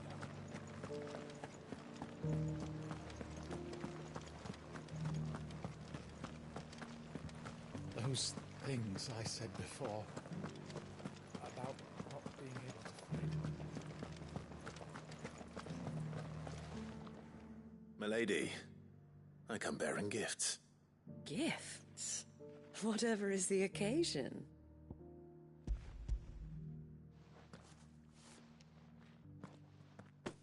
Oh my.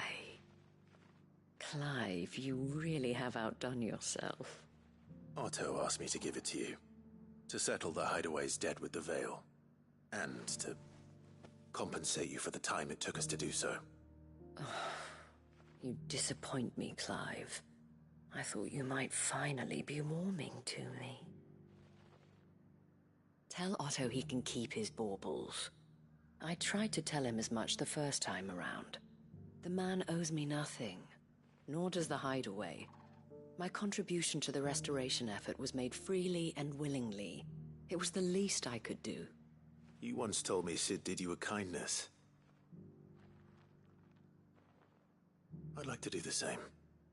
Please, accept it. For my sake. And for Otto's. For all of us. For all you've done.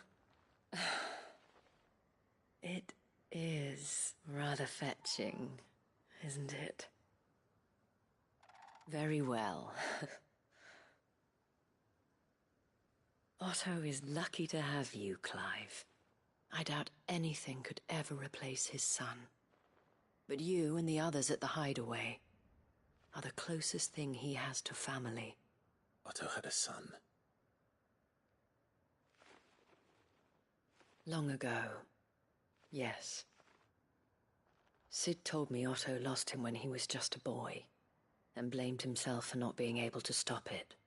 I don't know how it happened, whether there was anything he could have done, but it was clear that it weighed heavily on him.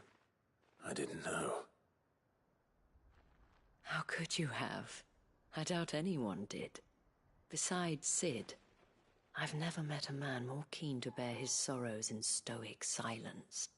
An ill habit, given that both have always been surrounded by friends desperate to help them. I'm beginning to see that.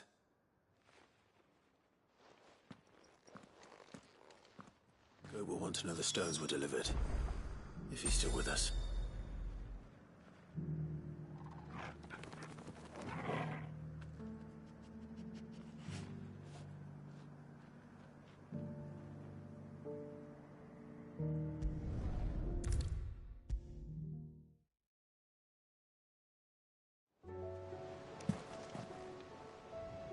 Goat.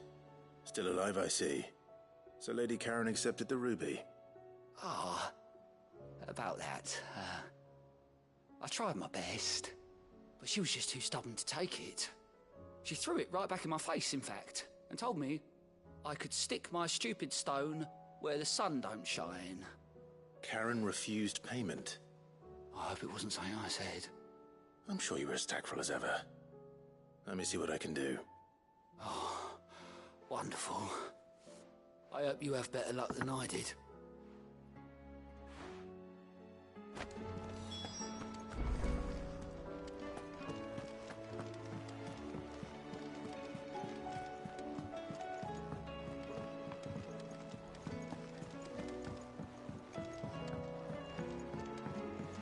Did you see that? Tell me you saw that.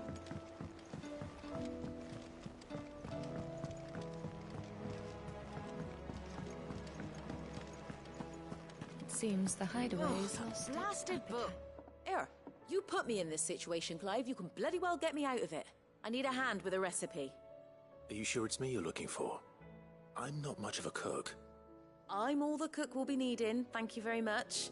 What I want from you is a little of your time, right? Oh, and perhaps your sword. You remember Ivan's stew, right? Well, despite the look of the thing, and that awful stench, people wolf it down. So I thought I'd try making one of these supposed masterpieces myself. Had a peek at the book and gave it a go, but, well... It wasn't as straightforward as you'd hoped. Ivan had the same problem. Yeah, but this is my blimmin' kitchen, and I will not be outdone. So if you don't want to be seen as playing favourites, I suggest you lend me a hand. I've never been one to play favourites, Molly. And I would be only too happy to lend you a hand. So, what's on the menu this time? A fried mortress of skyworm. That's one heck of a name, innit? Recipe seemed easy enough to an old hand like myself. Thought I'd followed it to a T. Only, turns out skyworm livers and drake's mint are not what I thought they were. At least I hope they're not, given the rancid mess they made. Yvonne said the recipes in the culinary pilgrimage date back centuries. Who's to say the ingredients even exist anymore? Wow. That's a question for a scholar, wouldn't you say? Perhaps you know of one? Kindly old fella who haunts the shelves, maybe? Fine. I'll go and speak to Harpocrates. Perhaps he'll know something. And if he does, I'll see if I can find your ingredients for you. You do that. Lest we forget, you've got a reputation to uphold.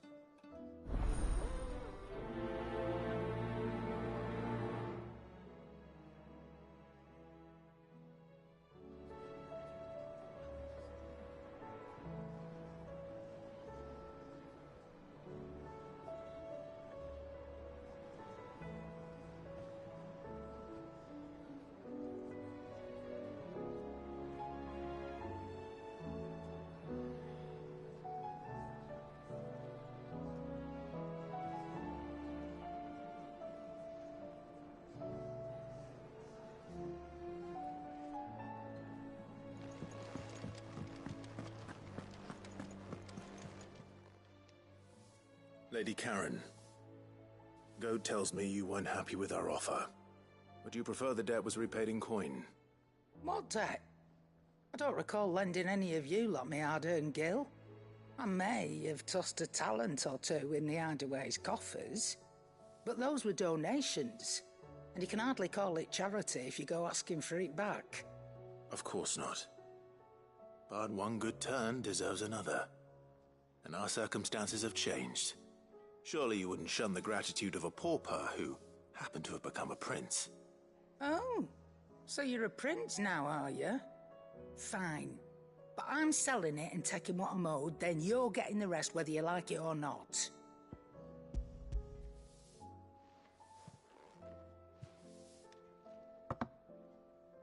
Where'd you even get this? A decent trader might nab 1,000 talents for a star ruby. A canny one, meanwhile, might claim it were nicked from the belt of Sid the Outlaw himself and ask twice as much. Might be I already have a buyer in mind. Might be you even know her. A fine continental maid whose beauty's only eclipsed by a guile in commerce. You wouldn't mind, would you? Not at all. Just be sure to tell her that it's always a pleasure doing business.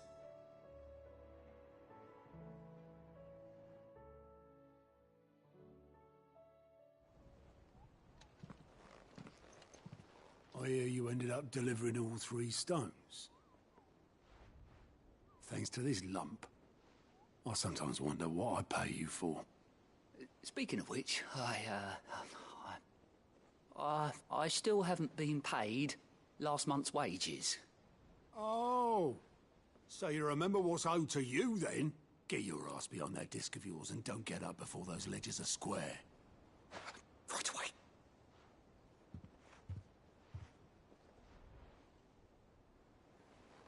I've seen that before. You have, yeah. Plenty of times. It was the only goblet Sid ever used. Either out of habit, or because the filthy sod couldn't be bothered to find a clean one. I knew so little about him. Like most people. Martha and the Dame both seem to have fond memories of him. I bet they do. How long did you know Sid before he... Before he died. 20 summers, give or take. Back in the day, I was a purser on a trade ship, which is where I met him. He bought passage to... I forget where. But having nothing better to do on the long nights, we set up drinking island rum till the morning bell dragged me back to my duties. Quit my post not long after that. On account of making a fine maiden's belly fat. But me and Sid stayed close, promising we'd one day sail the seas again. That was before fate stepped in and said she was having none of it. The magic woke inside my son soon after his first name day, and there was no hiding his knack. Couldn't you and your family have... My family were the ones who summoned the constable, wanted the monster taken away. I couldn't turn my back on him, forget what I felt, and I couldn't for the life of me understand how they could. Luckily, Sid was of the same mind as me. It was him who stood beside me when all I wanted was to tear the whole world down.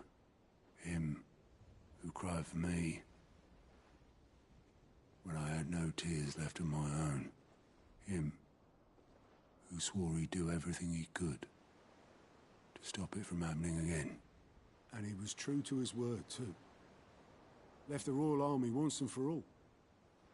His ranks, his ribbons, gone. Just like that. Threw away everything he had. All to right a wrong that no one else had the courage to face. I knew then I'd follow that man to the ends of the earth.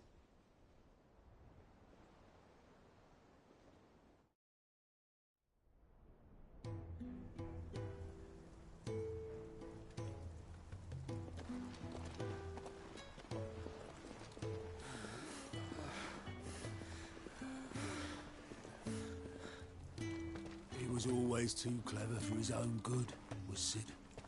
Saw the world for what it really was, while the rest of us were content to go along with the lie we were shown. And it can't have been easy, bearing that burden alone.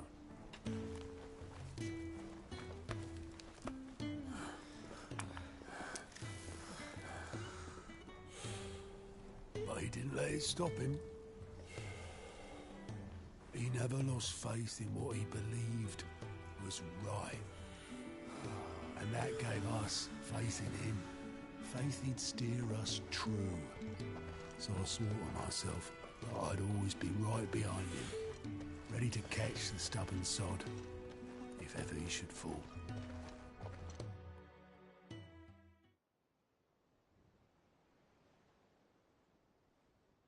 But I couldn't even do that.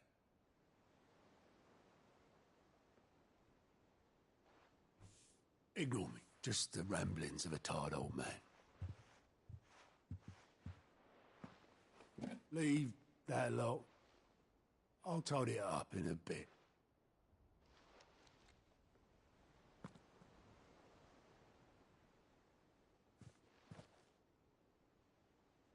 This is Sid's handwriting.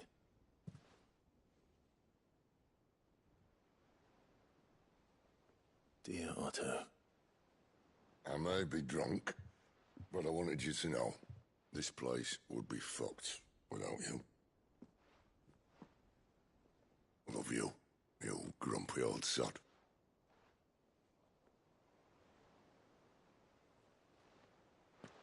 This note. Hmm? What about it? Sid was right. Without you, we'd all be lost.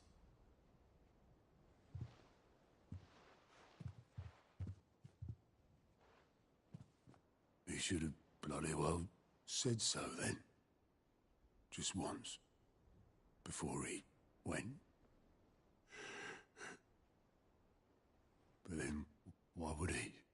Him, or anyone? I'd only have told him to piss off.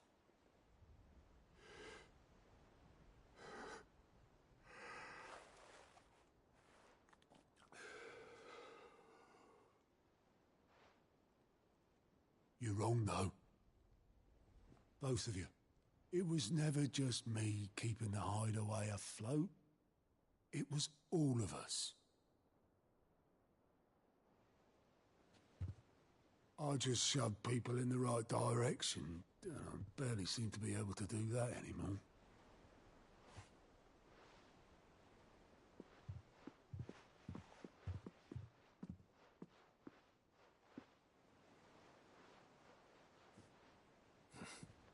Would you rather Goat were at the helm?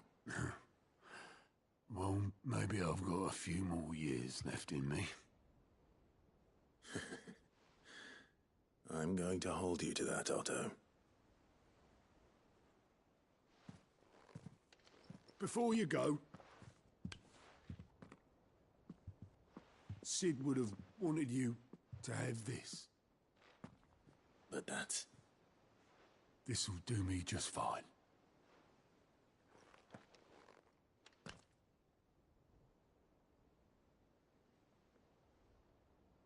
Thanks for the ray of sunshine. I'll see if I can't pay you back. Already have.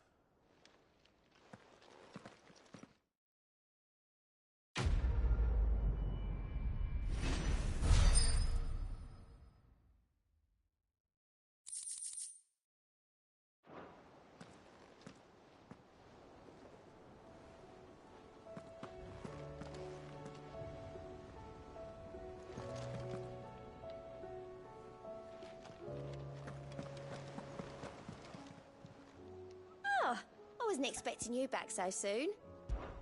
Come to claim your just desserts?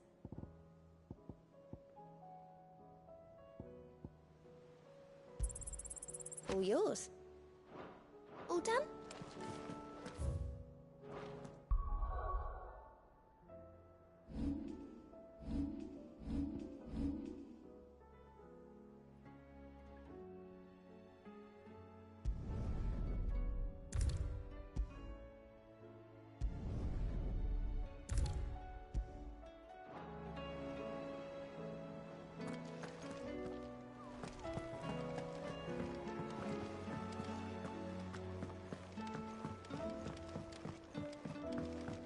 Did you see that?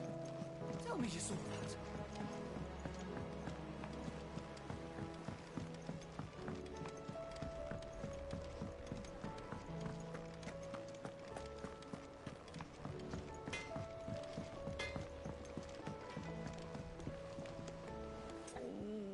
What am I gonna do?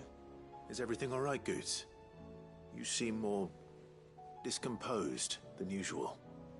Oh, I don't know what that means, but I'm in a bit of a muddle. Oh, I think Nan might be in trouble, and she's... It's all right. You can tell me.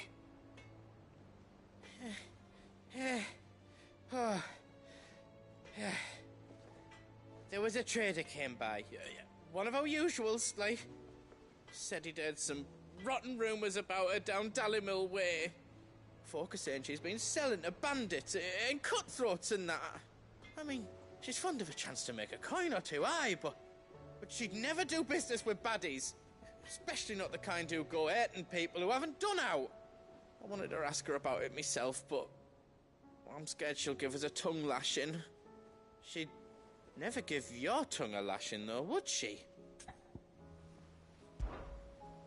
Don't worry. I'll speak to her. Oh, you'll let me know what she says, won't you?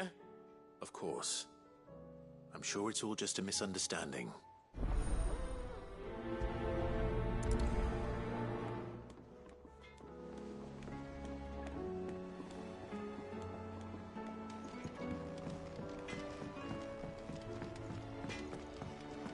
Did you see the pair that got hauled into tires?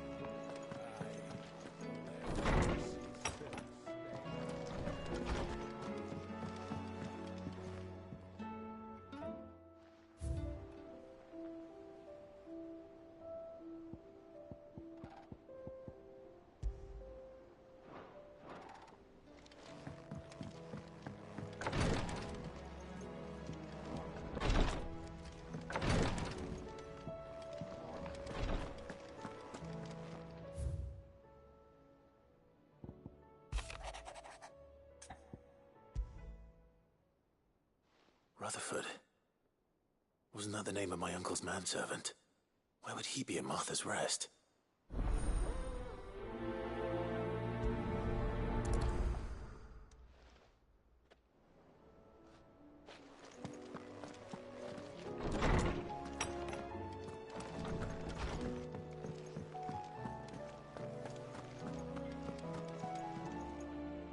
Lady Karen. How's business? Not nearly as foul as the weather. You're doing good trade then? Both in and out of the hideaway?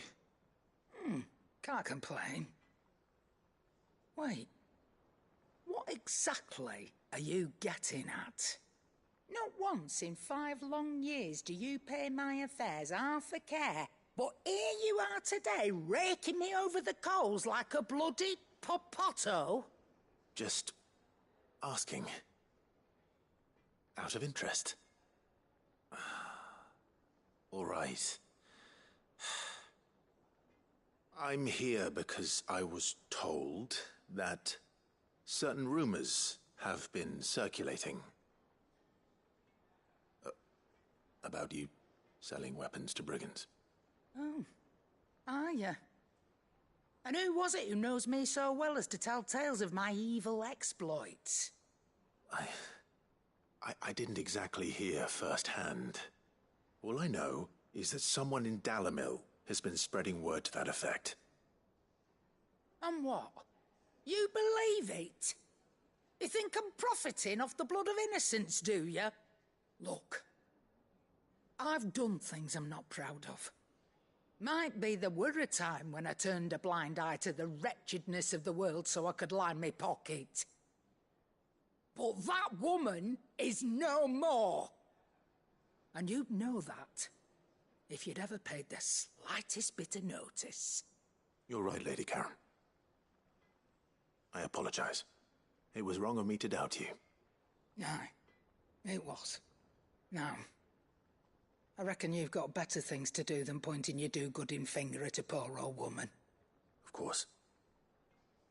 Good day.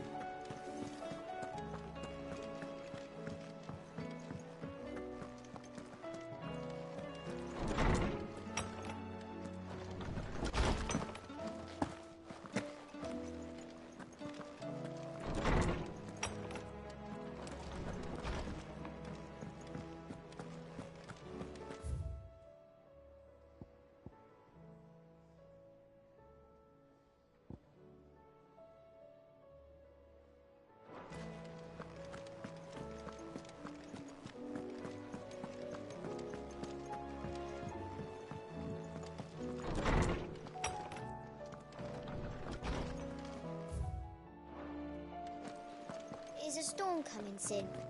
Will there be thunder? Cid, perhaps you can help me solve a mystery. I can certainly try. Who's gone missing this time? It's not who, but what. Mid's scales, the ones she made for her workshop. I borrowed them to teach the little ones about weight, and shortly after the lesson, well, they vanished. My first thought was that they'd taken them off somewhere to play, but when I asked, they swore they had nothing to do with their having disappeared. Which almost certainly means they had everything to do with it. Perhaps a visit from Cid will jog their memories.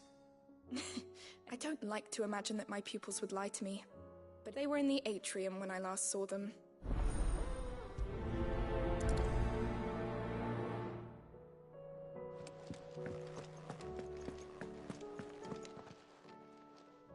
Lawsman Harpocrates. I've come to pick your brain if you don't mind.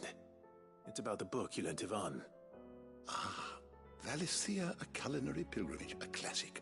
One of my favorites, in fact. The young man did a wonderful job with the Chance's stew. I do hope we shall be able to sample more such marvels in due course. That's actually why I'm here. I don't suppose you know where I might find skyworm livers and drake's mint. So the fabled Sandbrequois delicacy is next on the menu. Delightful. The descriptions of fried mortress never fail to make my mouth water. Now, skyworm is a somewhat antiquated name for the wyvern, their ground livers being the paste from which the mortress is made. Dragon livers. How very Sambrequois. One would have thought the disciples of Bahamut would have a touch more reverence for their icon's brethren, but apparently not. I believe the specific dragon the recipe demands is the blueback wyvern, said to be the very color of the sea beside which it resides. So we know where to look for our liver. But what about the drake's mint? Saint's bonnet in contemporary parlance, a herb which grows along the North Reach coast. I gather that one can locate the cheerful yellow flowers by their heady scent alone, so I'm sure you'll have no trouble finding them. I may add that people once believed game was best served with the flora that sustained it in life, in which regard fried mortress of skyworm is undoubtedly a typical dish of the time. Meaning that if I find one, I find the other. To Northreach, then. Best of luck, Clive. And do save me a bite once the dish is complete.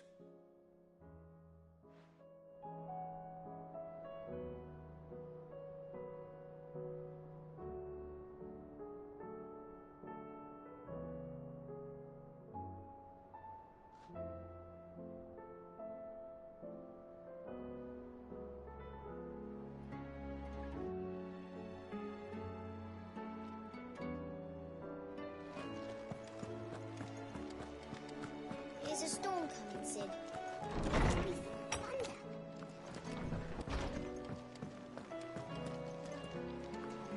It seems the hideaway's lost its appetite.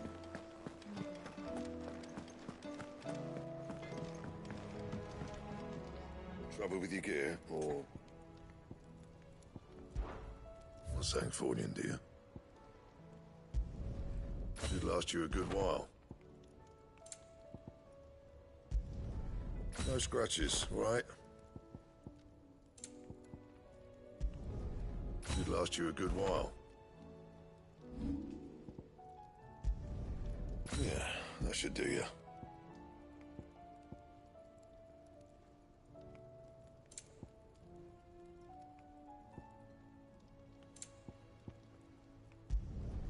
You can thank me later. Anything else?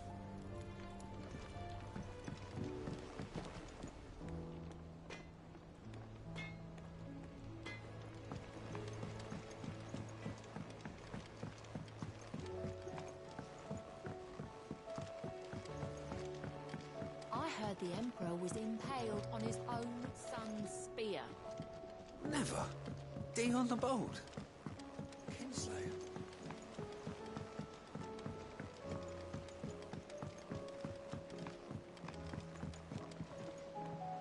I spoke with Lady Karen.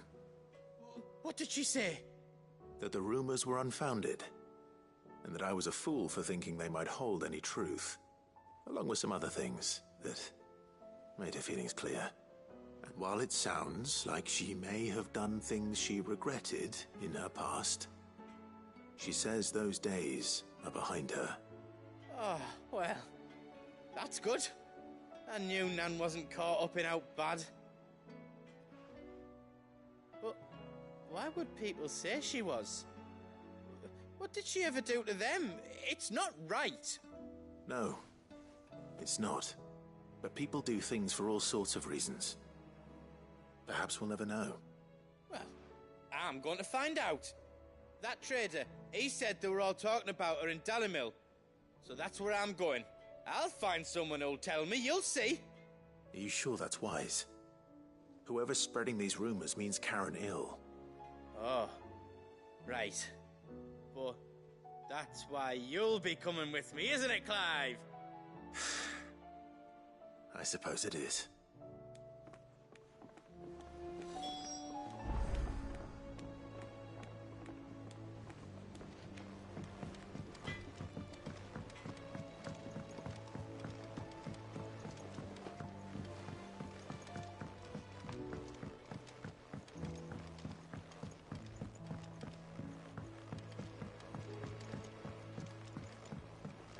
gonna die! You hear me? The Akashic are coming and they won't stop until they've slaughtered every single one of us! What do you reckon we should do? I say we should just tell Miss...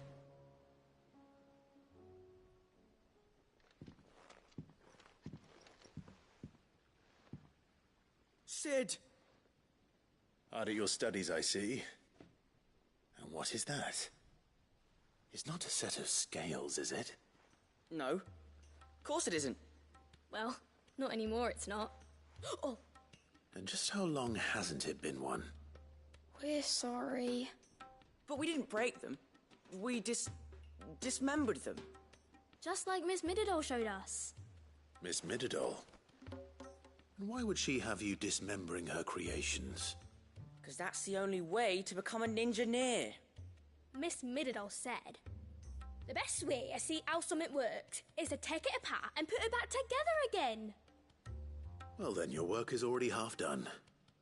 Carry on. About that. The taking apart was easy enough, but it's the putting back we can't work out. Speak for yourself. The heavy thing goes at the bottom. Then...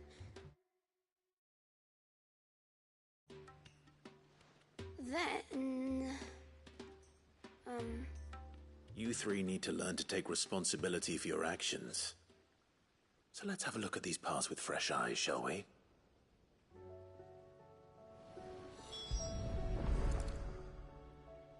All right.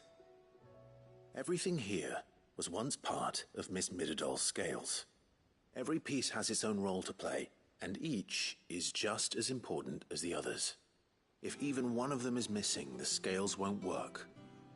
So let's think about what those roles might be. You already know one of the pieces. The body. Its role is to support everything else. But what of the others?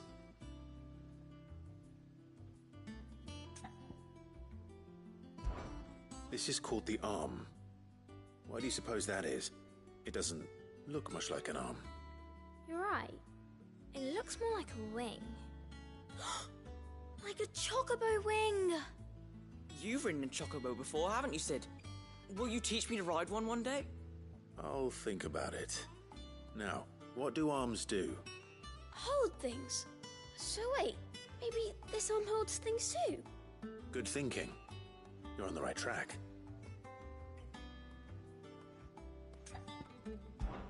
These round parts are... I do, but these aren't for front... What? What are the chains? Well spotted. I have. She puts... That's right. I remember the... Not mine. You know what part... So... Not a bad idea. So... I think we've got it. Then here's what we'll do. Well, obviously you need to start with the body. All the other pieces fit onto it, don't they? And the arms go on the body, and then... Very good. Yes! We did it! Well, with Cid's help. Oh, I just put the pieces together. It was you three engineers who showed me how. That's right. We're Miss Mididol's hairs. Her hairs? Yeah, hairs for the future. She's showing us her secrets now, so we can help out the hideaway when we're older. What do you think, Cid? Are we almost ready? With a little more help from Miss Mididol and Miss Shirley, I'd say it won't be long at all. You hear that? It won't be long. Until then, though, do try to be honest with Miss Shirley.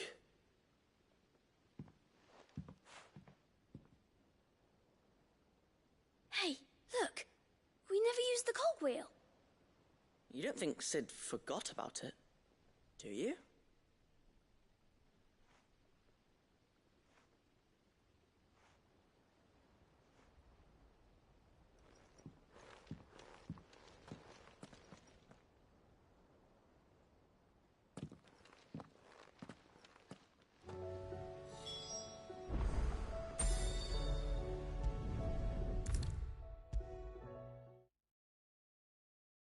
Is a storm coming, Cid? Will there be fun? Well, did you solve the mystery? It was as you thought. The children had the scales, or the parts of them at least.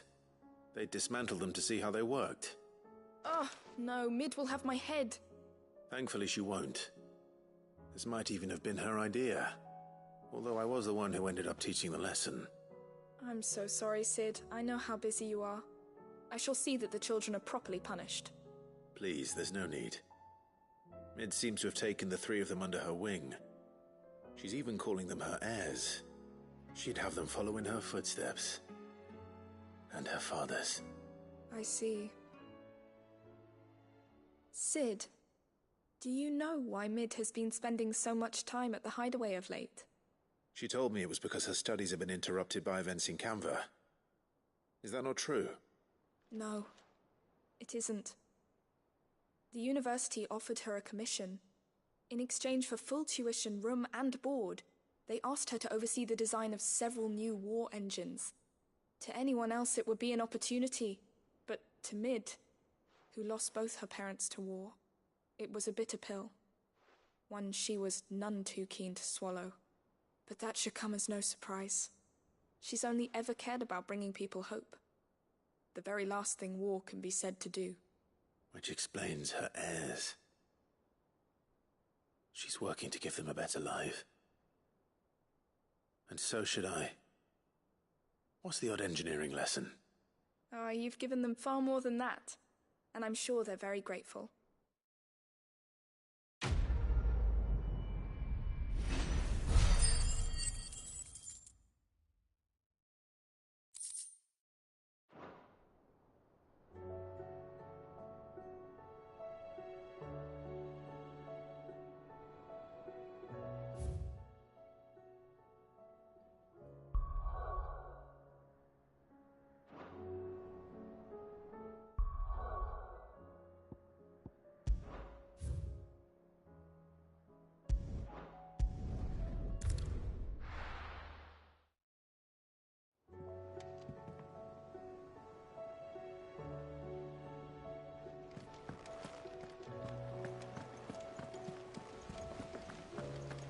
Did you see that? Tell me you saw that.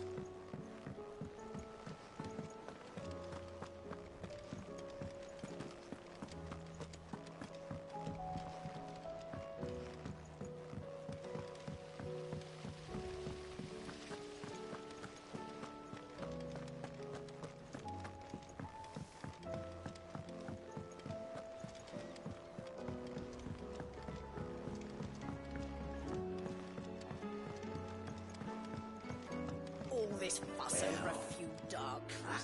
Here, Sid. Reckon you might be just the man to help me out of a bit of bother, if you've a mind to. Let's hear it. Well, it's about this alembic the chief's got me making. Lovely bit of kit it is. Bung in a solution you want splitting, and it'll separate it out, just like that. Problem is, it won't always get rid of all the impurities. And with some of the stuff we need it for, that ain't good enough. Which is why I've been looking for something to filter the liquid we'll be cooking off. And that's where I was hoping you could help me out. I imagine Ty could get some use out of this alembic too. Distilling medicines and the like. All right. Why not? Proper job! So what exactly do you need for this filter? Nothing but bomb ash'll do, says the chief. Gave me a sample she'd obtained from the university stores. Couldn't believe my eyes.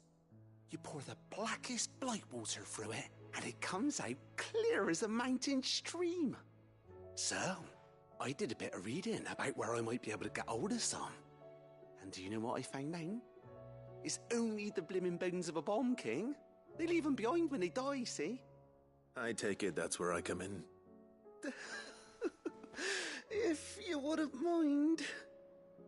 I saw a billet on the hunt board for one just the other day. Would have gone myself, but, well, fighting dirty great balls of flame isn't exactly my forte. You, on the other hand... All right. I'll see what I can do. Thank you kindly. And a good hunting, eh?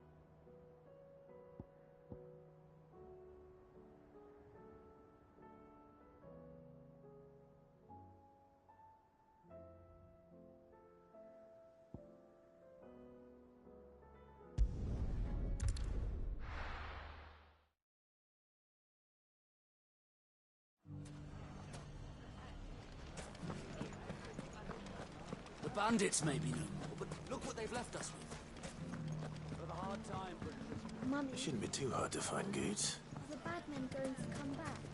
The gentlemen of the town guard are strapping them.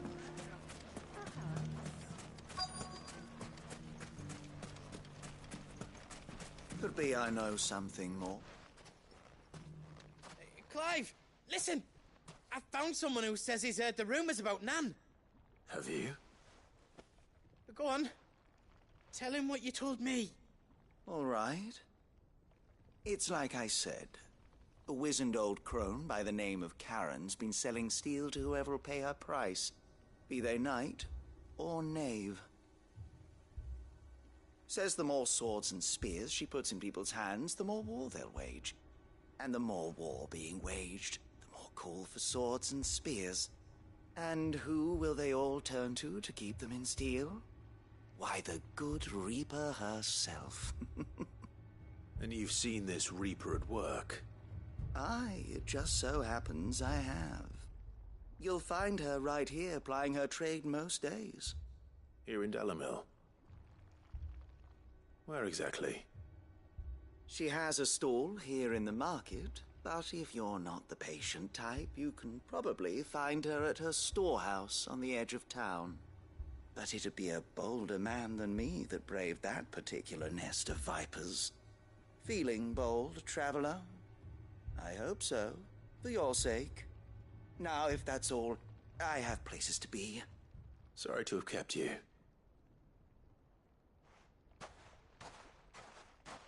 You don't think Nan's the Reaper, do you? Not unless she's discovered the secret of how to be in two places at once. Eh? What do you mean? Lady Karen hasn't left the hideaway in weeks. So who has been running this stall he spoke of? Good question. I'll go and have a look. And I'll visit this storehouse on the edge of town. All right, but be careful, Clive. You too, Goods.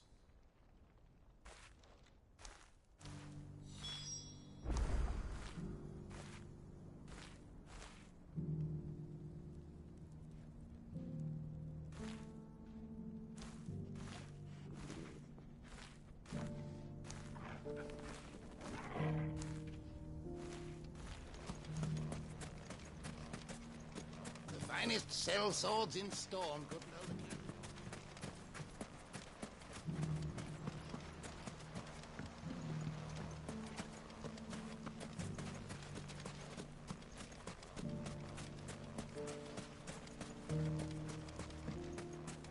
Fuck! How the hell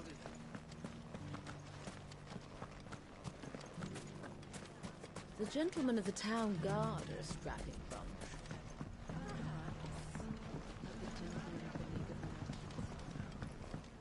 What a mess.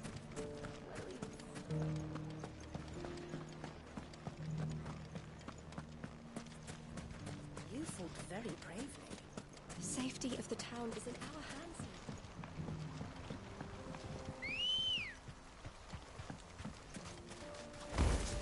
Come on.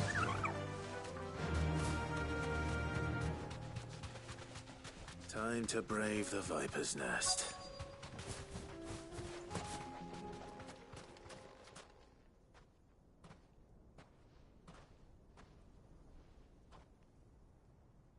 Just you, is it?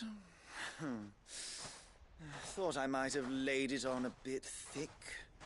It was a fairly unconvincing tale. So, what now? That's up to you. Die a slow death, or a quick one. Boys, he's all yours. But that sword is mine.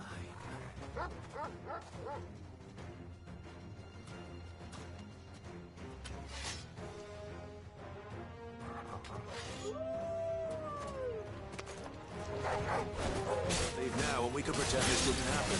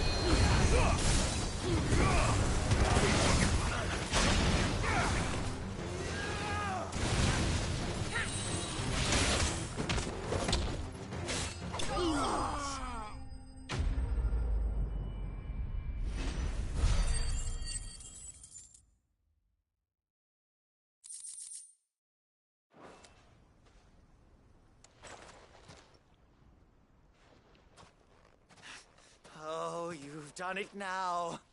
Go on. Tell me what I've done. When the Borgwyn finds out you've killed his men, he'll have your head. He only wanted that bull of a manservant, the dim one always clinging to Karen's skirts. You weren't even supposed to be here. Who the hell are you anyway? What were you going to do to him? The Borgwyn wanted him to get to Karen. I was only supposed to point the lamp in the right direction once he arrived in Dalamil. But then you turned up. Well, go on then. If you're going to end me, end me.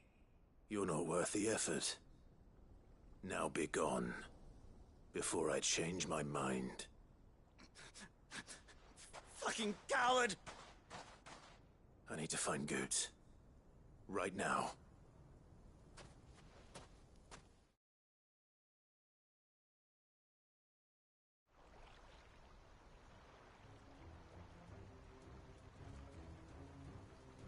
Get your filthy paws off me, you naughty-pated lout!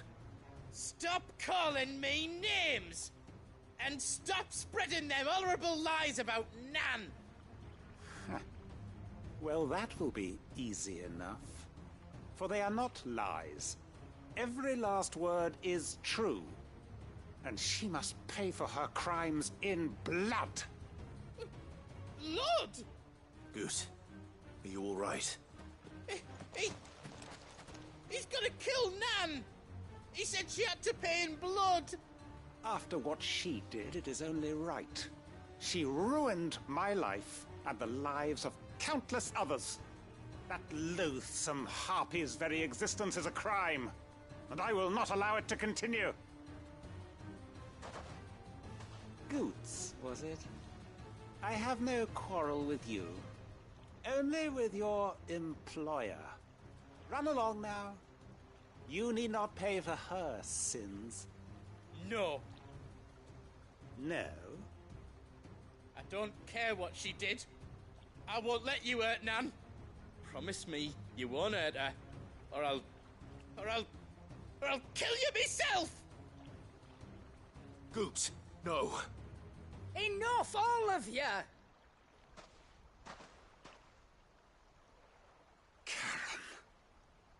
But how did you? You're a sight less clever than you think you are, the pair of you. Did you think I wouldn't notice the two of you slinking off together? Well, the whole thing got me thinking, who in Dalamil might bear me a grudge? And a certain snivelling shit I ran afoul of in my fairy years came to mind. Though it was just Bogan back then, wasn't it? I thought the years might have taught you some sense, but I see you're the same pants-pissing craven you've always been. What was it we called you? Wet legs? You bitch! Everything that happened, it was all your fault! And now you'll finally pay for what you did to me!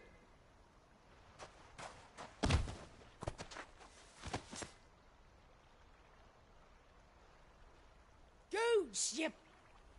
If you want a piece of Nan, you'll have to go through me. Fuck! You great galoot. Out of the way, I can handle this myself. So, wet legs, you remember what you told me when we last met? An eye for an eye. Wise words, Sam. Wise words. And now, it's time to collect.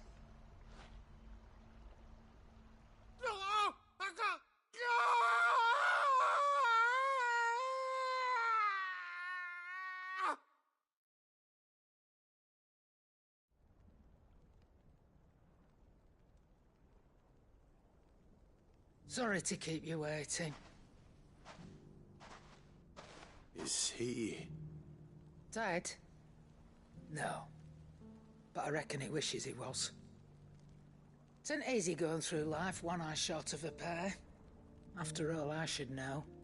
You don't mean... Oh, don't tell me you didn't notice. Lost it to old Wet Legs back when we were working the same routes. Said I'd stolen from his strongbox. I'd done nothing of the sort, mind. But that didn't stop him taking his little revenge. So I took some of my own. Sorry, lost everything. His coin, his clients. Always knew he'd be back one day to claim his due. But he crossed a line dragging poor Goots into this. He didn't hurt you, did he? No, Nan. Still got all my arms, see? Legs too. But what if he comes back again? What if he does? First we take the other eye, then we work our way down. He'll learn his lesson soon enough. But something tells me the Wet Legs has learned it already. Right. Let's get you back to the hideaway. You've attracted quite enough attention already. Ta-ra, Clive.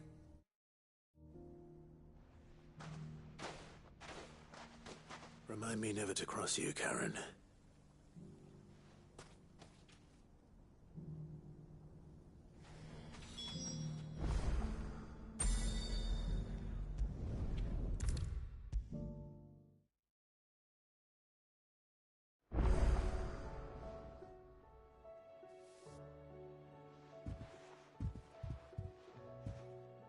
Nothing like a dish of cold vengeance to foul the gut. I'm sorry, Nan. I didn't mean to make things worse. I just thought I had to protect you. Like you've protected me. Aye, well, someone had to. Your parents certainly didn't give a whit for your well-being. Reckon the both of us would be worse off if I'd not taken you on. You've always been me right eye, Goots. And I'd have you stay that way. So don't you dare go looking for trouble again. Well, I will. If you ever need help, I'll do it again and again, and you can't stop me. Why, you big lump. Fine. Play the hero if it makes you happy. Thanks, Nan. I won't let you down. There's nothing he wouldn't do for you. That's as maybe. But if he's ever to make his own way in life, he'll need to start looking out for himself as well. Till then, he'll need people to watch his back, just like you did in Dalamil. Don't think I didn't appreciate that. Of course. His family. Stop it. You make me one good eye, mister. I don't go thinking that'll do you any favours. A potion today'll cost you the same as it did yesterday.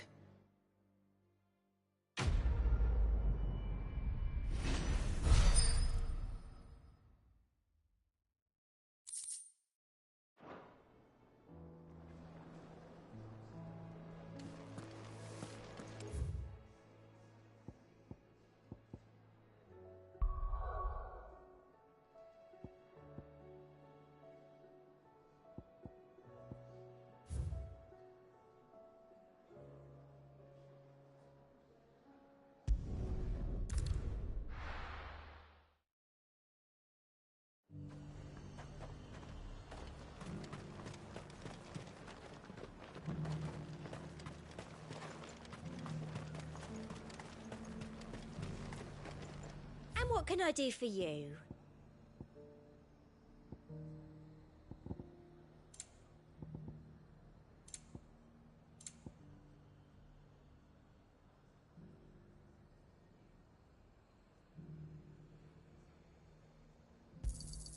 I do like a customer who knows what he wants.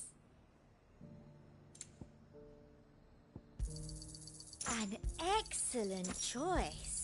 I do like a customer who knows what he wants. And a fine, fine day to you.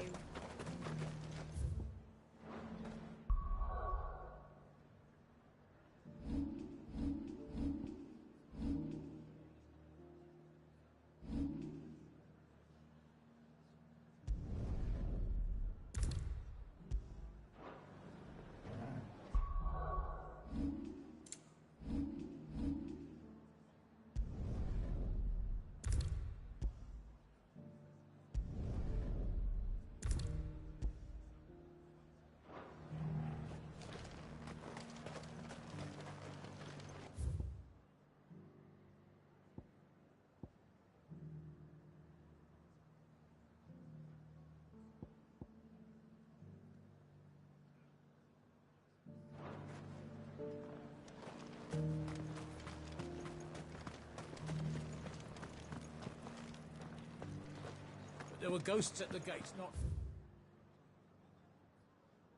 days ago.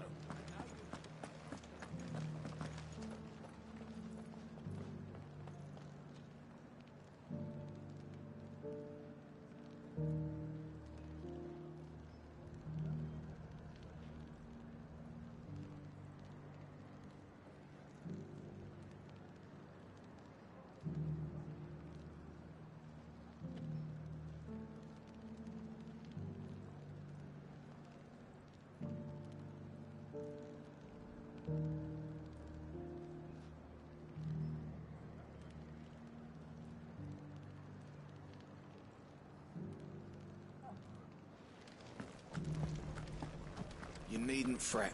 The creatures have been...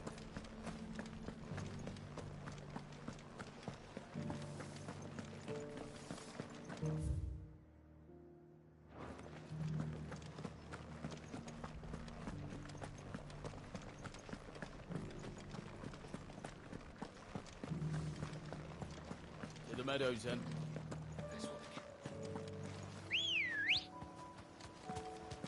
Come on.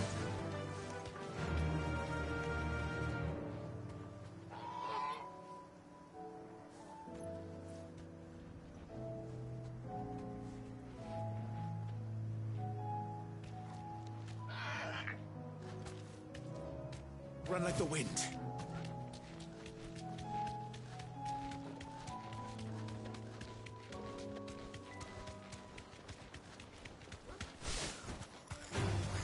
All right.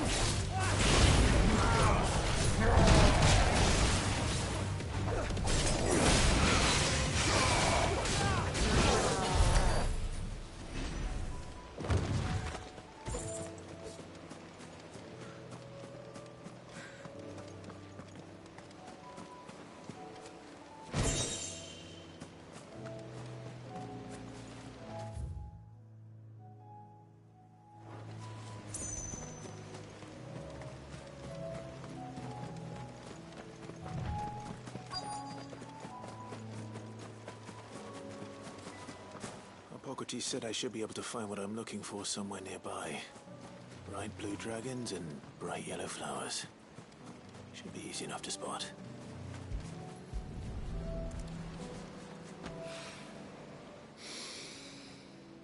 Now that is heady. This must be the Drake's Mint. That just leaves the Skyworm.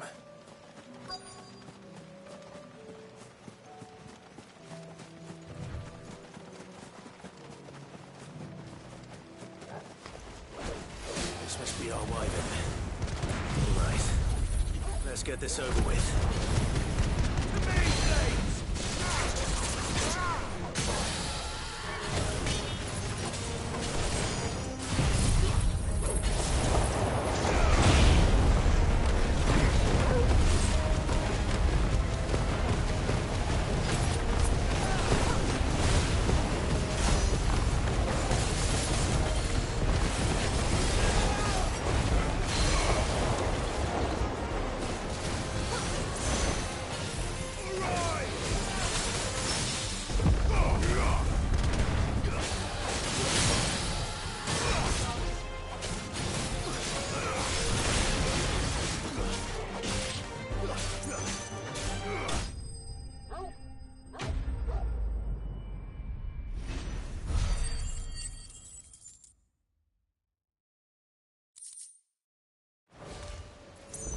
I think that's everything Molly needs to resurrect her recipe.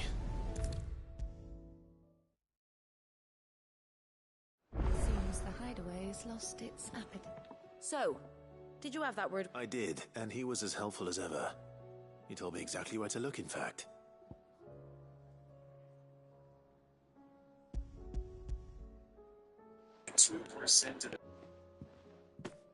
And what precisely will I be cooking up? Or is it better not to know? Blueback wyvern liver. And, a herb known as Saint's Bonnet. Ah, wyvern livers, was it? Well, at least it weren't actual worms, I suppose. Now then, you stay right where you are. I've got some cooking to do.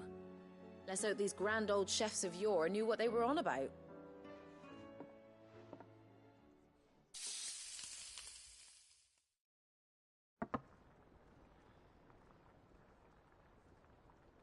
And here we have it. Fried Mortress of Skyworm. Ivan's offered to make sure it's fit for consumption. Well, I say offered. He as good as begged. And rightly so. Is there any higher honor than partaking in a slice of culinary history?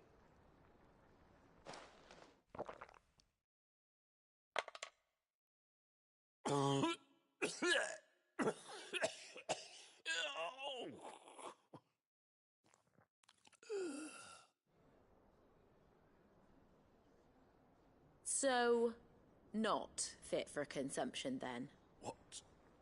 What witchery is this? The crackle of the crust gives way to an almost violent richness. Yet, it is the piquant kiss of the Saint's Bonnet that tames this savage dish. It is a tour de force. A force of nature, even.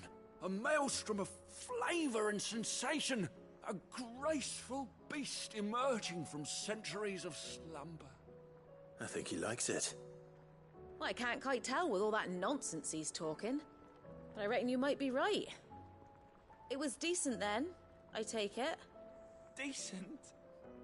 It's remarkable. And I defy any man to say a word to the contrary. Sid, might I suggest that you command a party of your finest men and women to procure a dozen blueback wyverns forthwith? I'll give it some thought.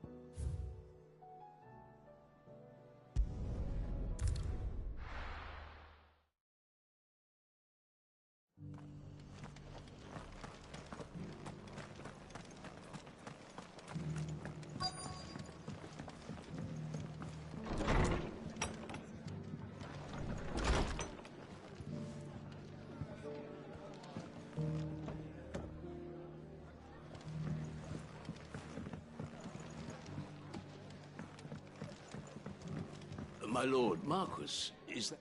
It is you. Then you received my letter. I am Sebastian Rutherford, chief steward of your lord uncle's estate. Of course. We met once before. Yes, my lord. Thank you for coming. And what was so sensitive that you couldn't put it in writing? 1,000 apologies, my lord. I did not mean to offend. I merely... It's all right. Continue. I am here at Martha's Rest, at the behest of your lord uncle, tasked with learning what I am able of the realm's current state of affairs. And what I have learned is grim. The fall of the Mother Crystals has left Storm in a state of utter disarray. The subsequent darkening of the heavens has only made things worse. Akashic attacks, once unthinkable, are now commonplace. The gears of governance have ground to a halt, and without a steady hand on the tiller, the realm threatens to drift into utter chaos. Your lord uncle, however, believes there is a way to avoid this fate, and is determined to see it set in motion. That sounds like quite the undertaking. It is. Hence my having enlisted the aid of several colleagues serving the 7 high houses. Alas... Alas? I have lost contact with 2 of those colleagues already. They are both able-bodied and trained in the sword, yet in these dark times even that may not prove sufficient to keep a man safe on the road. So you want me to find them? I'll need to know where they went. One I sent to investigate the Republic, the other the old Imperial capital of Oriflamme. That doesn't exactly narrow it down. I suppose I'll start in Dalimil and work my way east. Thank you, my lord. I shall pray for your success and safety.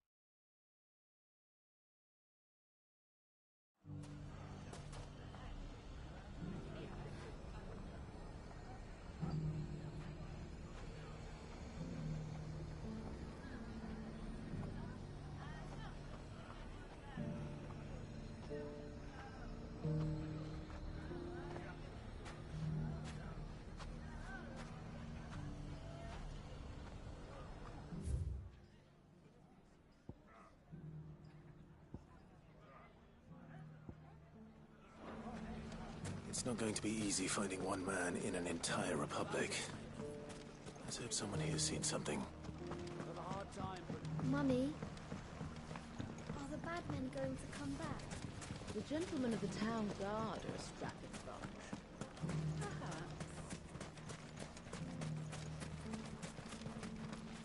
Anything I can interest you in? Thank you for your custom.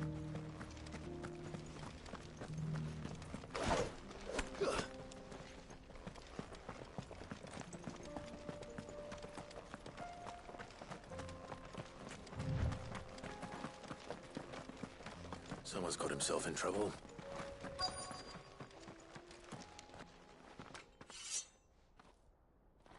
I don't see your master here, so you can start by giving us all the coppers in your purse. I already told you, I have nothing. Then maybe we'll take that pretty outfit and the steel you're wearing. Please! These men are trying to rob me! I'll deal with this. Thank you. You that one's master, then? If you'd kindly pay the coin he owes us, we can pretend you didn't draw your blade on Republican soldiers. Or you can go back to your garrison and I won't report you to your captain. Oh, you're more than welcome to. He hasn't had many visitors since we slit his throat.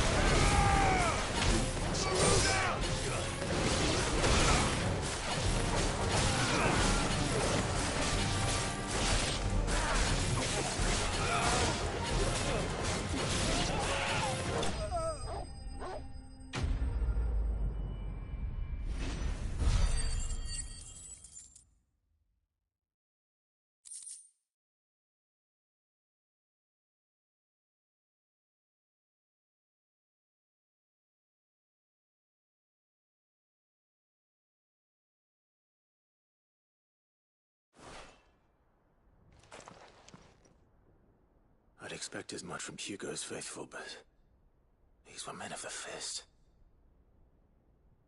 Much has changed in the Republican army since they lost their rock. You've seen this kind of thing before, then? Many times. I was sent here to observe the situation. You're one of Rutherford's men. He sent me to look for you. Well, then you have my thanks. I fancy I could defend myself against one, perhaps two, but a whole regiment... I arrived in Dalimil several days ago, but when I called upon the captain of the local garrison to make inquiries, his men confiscated my effects and locked me in a cell. The captain is no more, and his men make the rules now. Fortunately, I was able to bribe my way free, only to be stopped again by those soldiers you so kindly dispatched. What of the Fist Central Command? Surely they wouldn't allow such lawlessness amongst their ranks. I would imagine they are unaware of it. Most of the army has fallen back to the capital and hunkered down behind her walls. Those who weren't recalled now rule the fringes unchecked, answering to no one but themselves. Then it's worse than we imagined. You should return to Rosaria. It's not safe here. I'll find a caravan heading north. You won't mind if I borrow one of these soldiers' coin purses?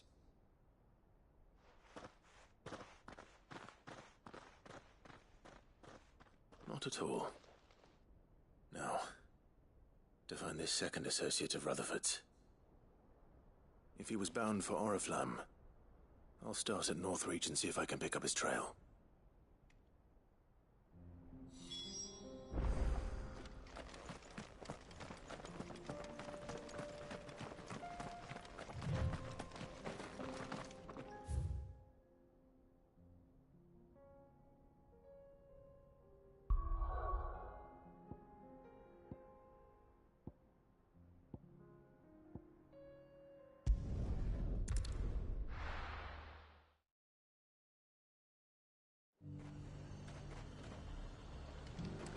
There's a lot of road between here and the capital. Rutherford's man could be anywhere.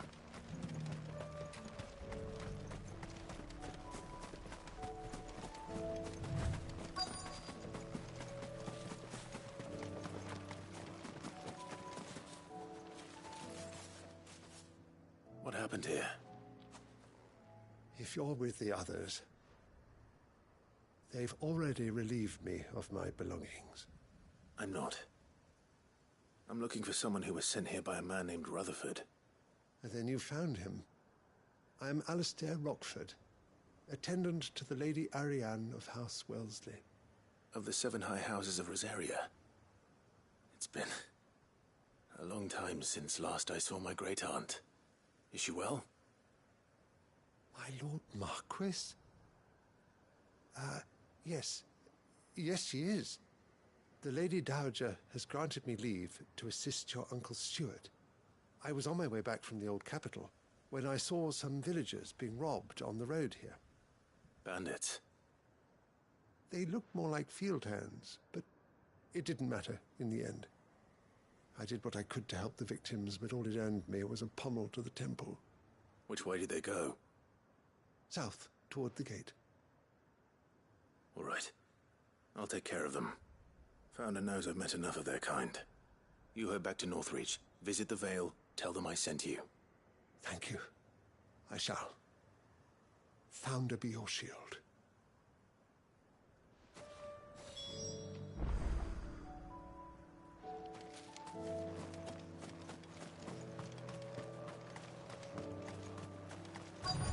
They just couldn't resist, could they?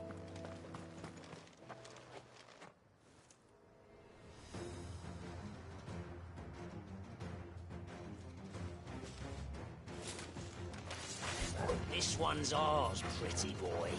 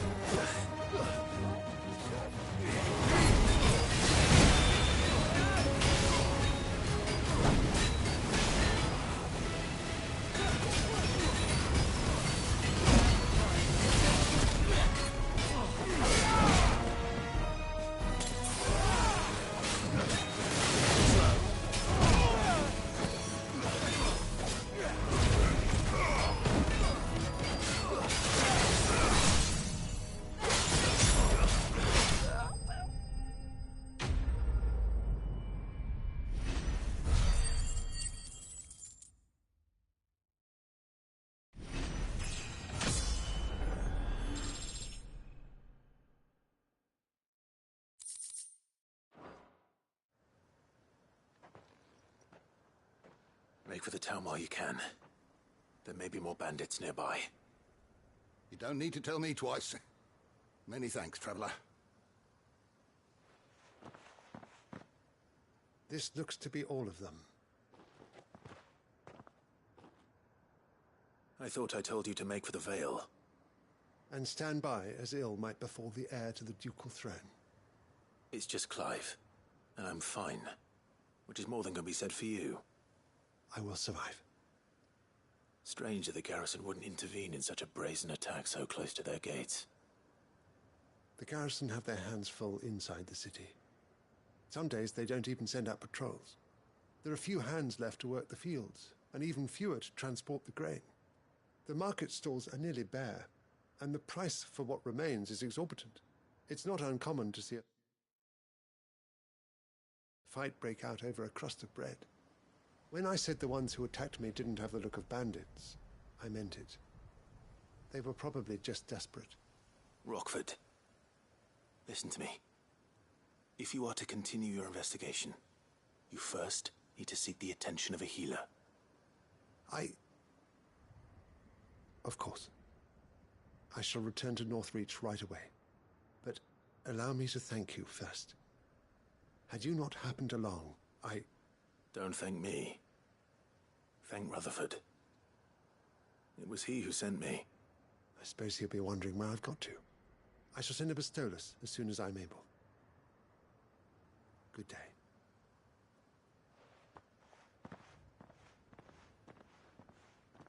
My uncle certainly has his work cut out for him. If it isn't already too late. I should go and tell Rutherford that his colleagues are still in one piece.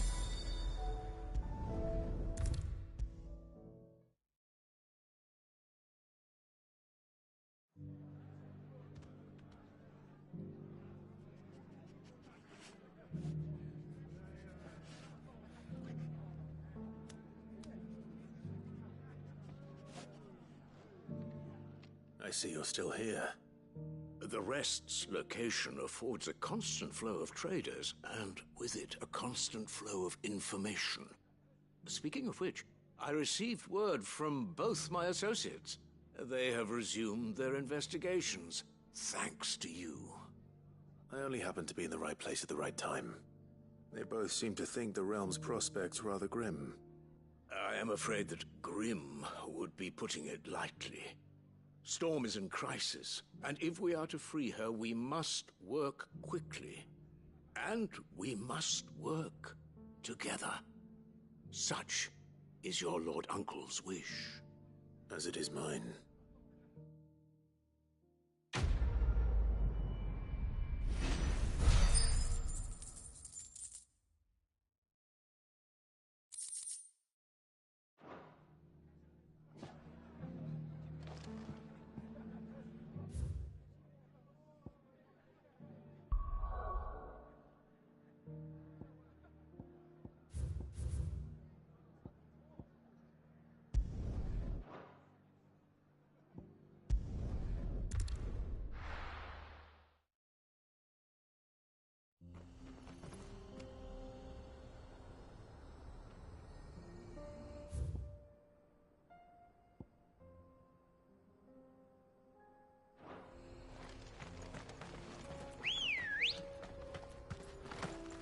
Ready, go? Faster! Time to fight.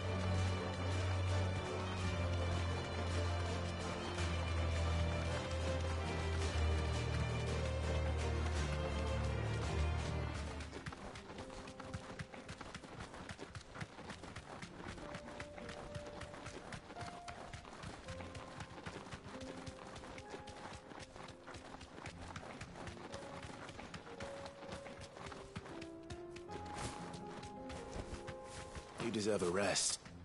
No mistakes.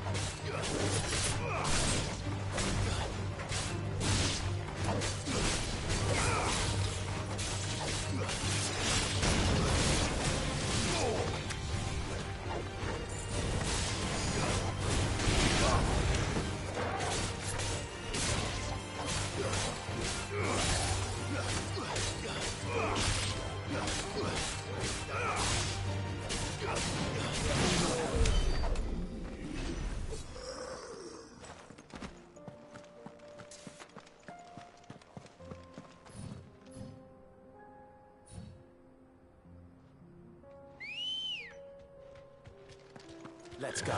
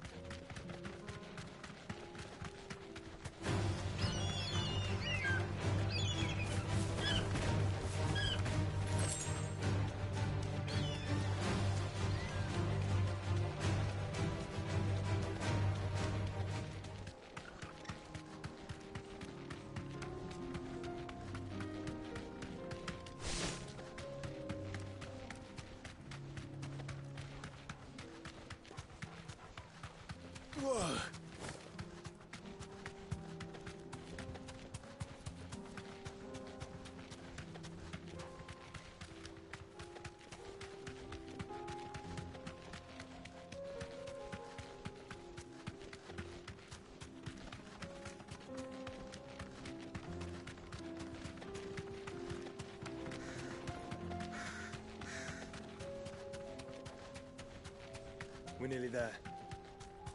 Have you been to Tabor before? There are a few places I haven't.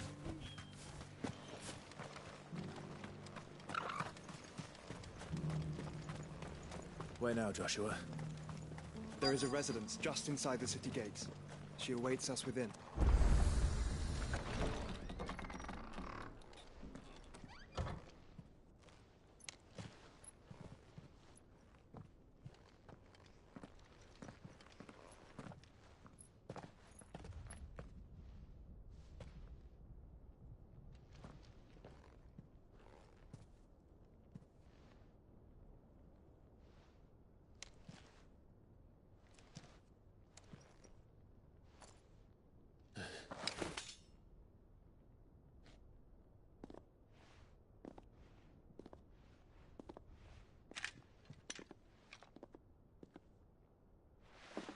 My Lord Marquis, it is an honor. I am Yotei, Knight of the Undying, charged with the protection of His Grace Joshua Rosfield, Keeper of the Flame of the Phoenix. Of course. It all makes sense now. Would you care to elaborate? The Undying are loyal servants to the ducal throne. Or more specifically, to its heir. They have served our family for generations, albeit from the shadows.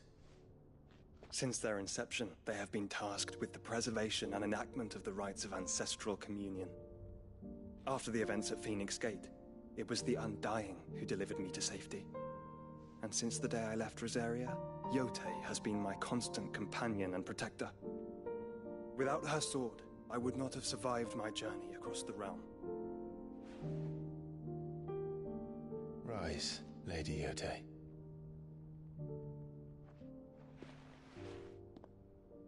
You saved my brother. I owe you a debt I can never repay. I but did my duty. Come now. Tell us what you've discovered. Your Grace. It is as you feared. The vessel we spied off the coast of the Crystalline Dominion on the night of her fall. It was the Einherjar. Beyond any doubt. The Black Galleon. Joshua, the Einherjar is the Royalists' flagship.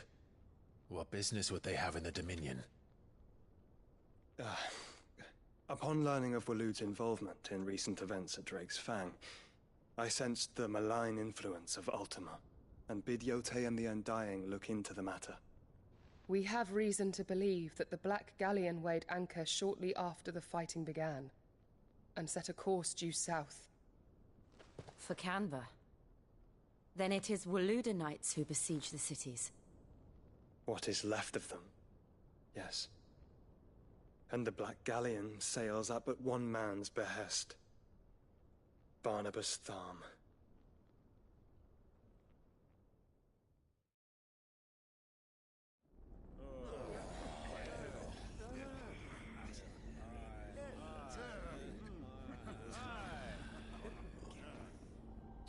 But are we truly safe here in the Agora? The city guard have been paid, if that's what you're implying. All the more reason for them to run. Well, you are free to leave, Lord Minister. Markets abandoned, warehouses aflame, blackened hulls choking every port in the capital. Canva is ruined. The realm teeters on the brink of chaos, and all you can think about is commerce! Forgive us. We were not aware Dhalmekia now subsisted on charity. How dare you?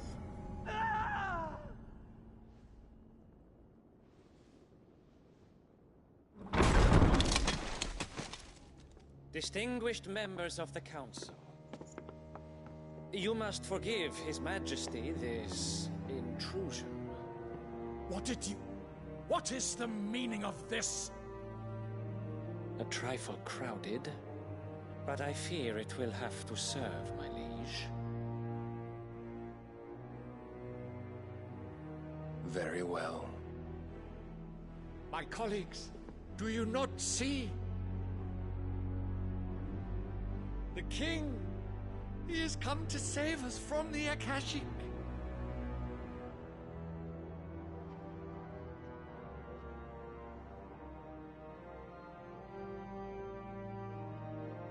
He is a gift from the heavens, divine intervention, our very salvation.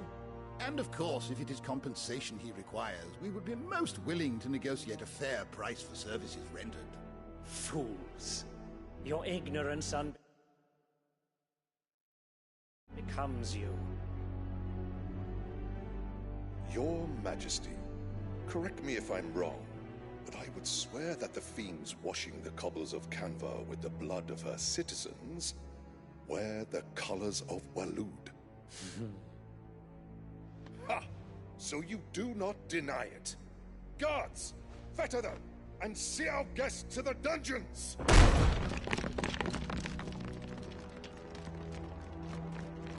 Enough.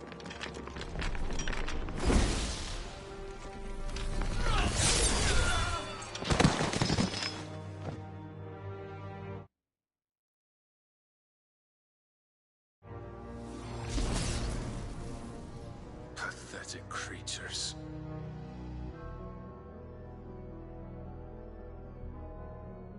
That you should imagine yourselves worthy of salvation. The girl is still here, somewhere in the city, her consciousness fair dripping with her late father's hubris. A consciousness to which Mythos is inextricably bound and inexorably drawn. See that he is made welcome. Yes, Your Majesty. Come, Mythos. Surely the prince's light cannot have sated you.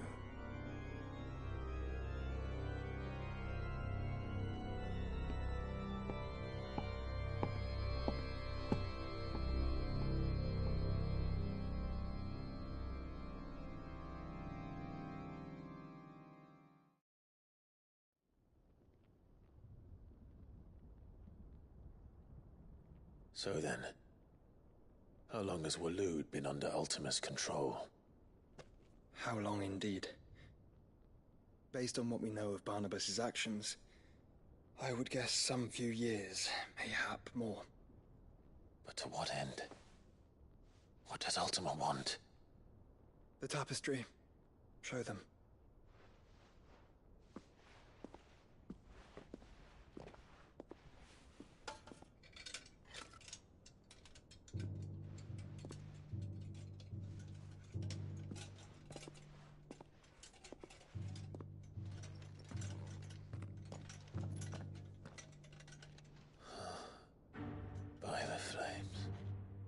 Phoenix Gate, Drake's Breath, and now here. But what is it? It is old, ancient, even. Naught remains of the faith it represents, save what can be gleaned from the image itself. None could tell me what the one in the apothecary meant, even the Undying. But I believe it may be the key to discerning Ultima's purpose. That figure in the center, the one beneath whom the icons congregate, that I believe to be Ultima. He is a god, or at least godlike. His very existence beyond our ken. The icons, and by extension their dominants, are meant to be his subjects, and while some, like Barnabas, have accepted this role, others have rejected it. Like you, Clive, which is rather inconvenient, as it appears he needs you most of all. And gods don't like to be disobeyed. No, I don't suppose they do. Clive, may I tell Yote of the lake? By all means. Yote, I will be accompanying my brother to the Free Cities. Whilst we are afield, I would have you watch over those Clive has made his wards. Umielos delan tuisag ilith. Though well concealed, the hideaway lacks trained fighters to defend its occupants should they be discovered. But it is my duty to... as it has ever been my brother's duty, remember? If that is your wish, Your Grace. But please be safe. If aught were to befall you, You have my word.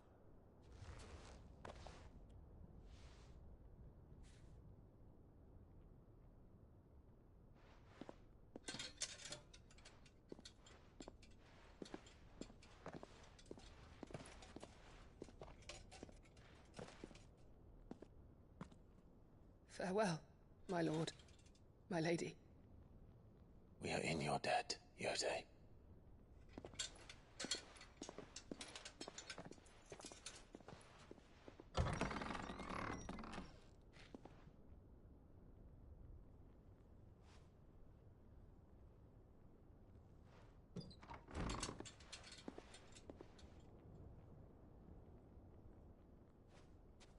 Let's find our friends.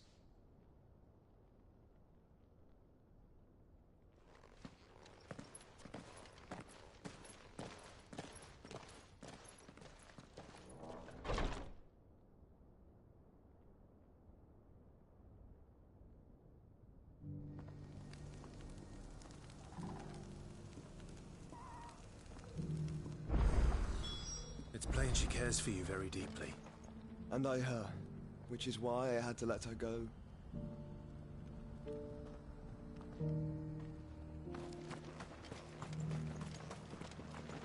Welcome, welcome. Go safely. I feel like I fleshed 100 skins today. Opportunity beckons. Who among you is Is that blade for hire, perchance? Because I have a mind to make a killing. Figuratively, I hope. Well, yes and no. A passing caravan carried with it a rumor most fortuitous for one in my trade, that an elder Dread Evis had been sighted in the fields of Korava. Dread Evis are aggressive beasts. Compelled as they are to acts of violence, few survive to maturity, but those that do develop a hide of phenomenal value. A hide you want to sell?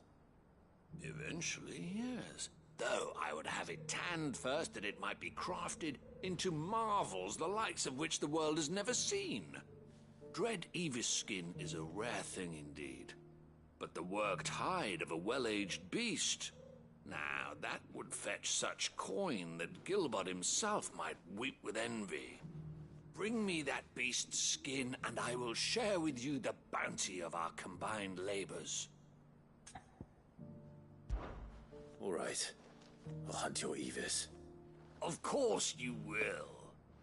When one lives in such troubled times, it is a fool who lets opportunity slip his grasp. Leave Tabor through the east gate, but take the path that branches west. Once you reach the checkpoint at Tovany, you are a mere stone's throw from the fields of Korava. I eagerly await your safe, and above all, triumphant return.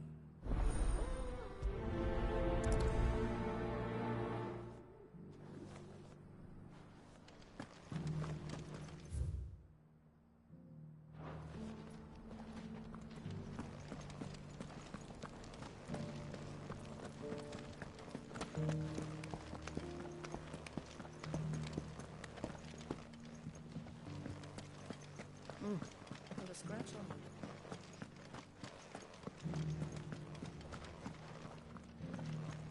So it's these stones to Canva, and the rest of the boxes to Dalaman.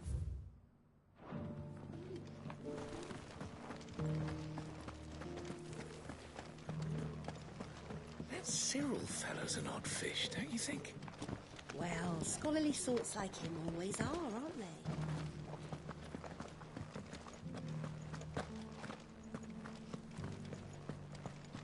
Beneath them?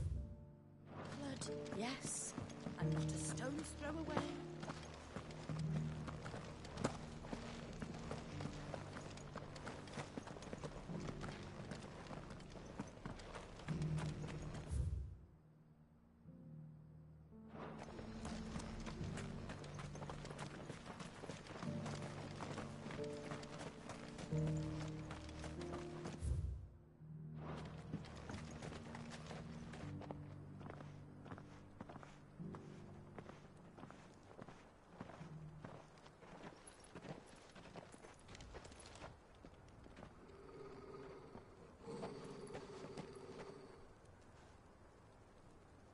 Cyril. How fares the search? Well, Your Grace, my report shall be with you ere long. Ah, yes. Yotei is otherwise engaged, at my behest. And the duty of wardenship? Fulfilled. For as you see, I've been reunited with my first shield. I am Cyril, Knight of the Undying and bearer of the Burning Quill, charged with chronicling the mortal deeds of His Grace, Joshua Rosfield, keeper of the Flame of the Phoenix and rightful Archduke of Rosaria. I entrusted Cyril here with overseeing the investigation into Ultima's origins. Findings from his brothers and sisters afield are delivered here to be collated and catalogued. Just how many Undying are there? Not nearly enough, milady. Yet we are glad to give our all in service to the Phoenix. Such is, and has ever been, our creed. I see. You have your associates, I have mine. But you may now think of them as ours. That won't be a problem, will it? The Phoenix is our sun, and we but the shadows that quicken in his radiance. It is from the darkness that we serve, both him and now you.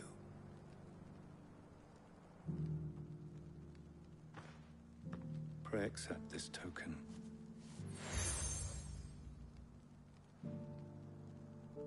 For as long as you bear it, members of our order will reveal themselves unto you. If there is nothing further. No. You are dismissed. Your Grace.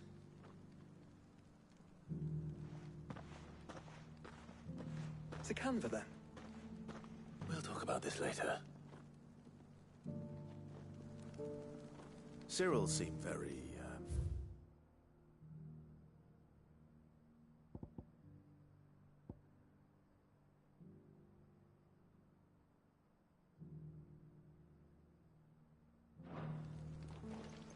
You certainly keep strange bedfellows, Joshua.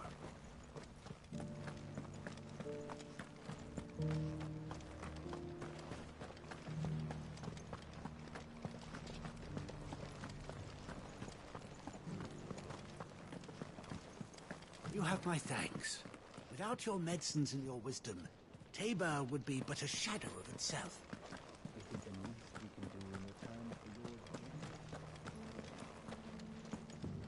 An ether flood, yes.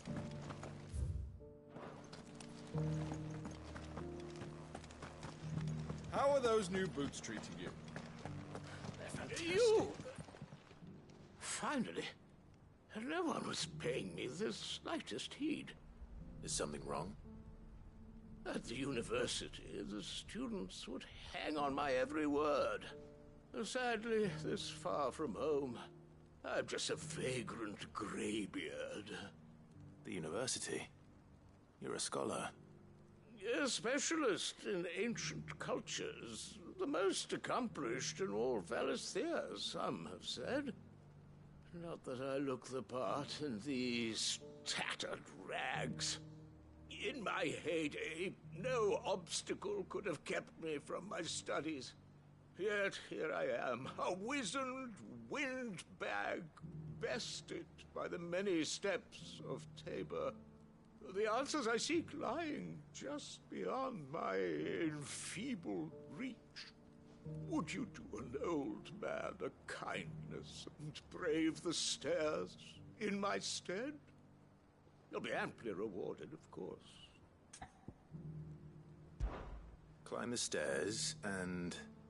And memorize a few inscriptions for me, assuming you know your letters, that is. Some courteous soul is rumored to have carved clues to Tabor's rich history into stones dotted about the village.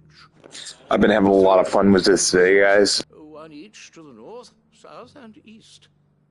I'm here in the hope that those carvings might shed light on a riddle I've been pondering for some time.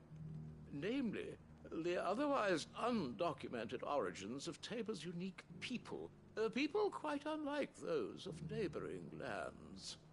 I can't promise I'll remember everything perfectly. Remember what you can. I'll piece together the rest. Make for the domed pavilions, and you'll have no trouble finding the stones.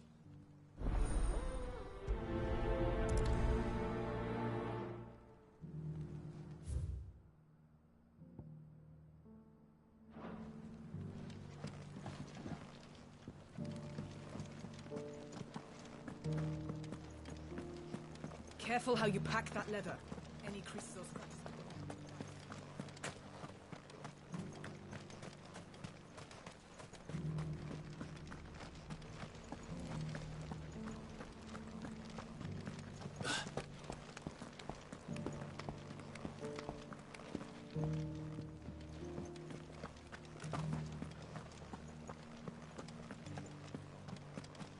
So it's these stones to Canva, and the rest of the boxes to Dalamil.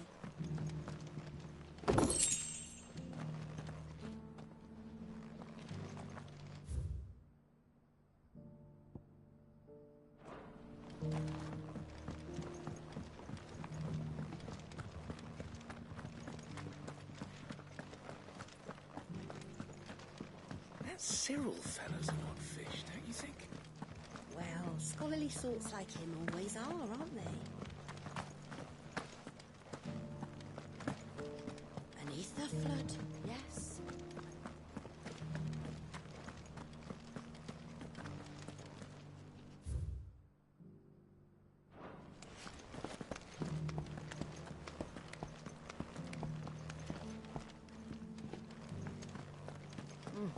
Not a scratch on them. Have you noticed the Elder has been coughing less of late?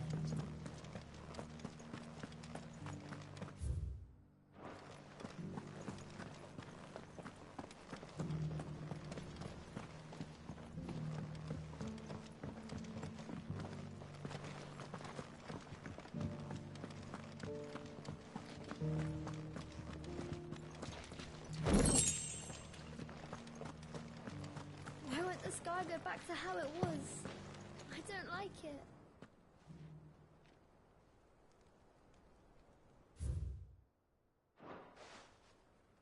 No history would be complete without mention of the Mother Crystals.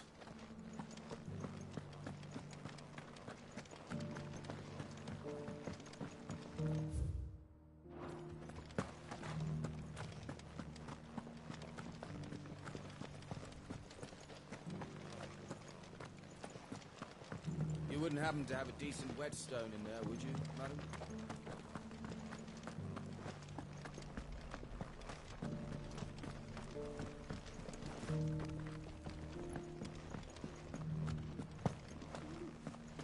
Here's the scraps you're after.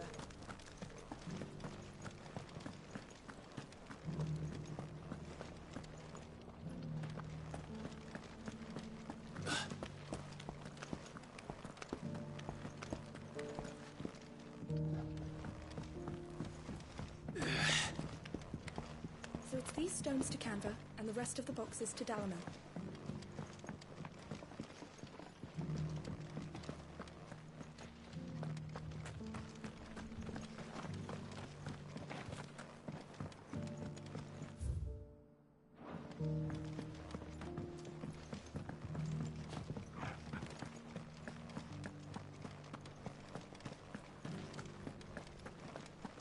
That Cyril fella's an odd fish, don't you think? Well, scholarly sorts like him always are.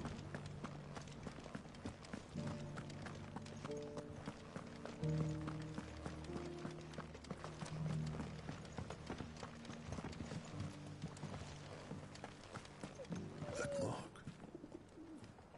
You must be Lord Rosfield. A pleasure to make your acquaintance, my lord. I, too, am a member of the course, though I spend most of my time.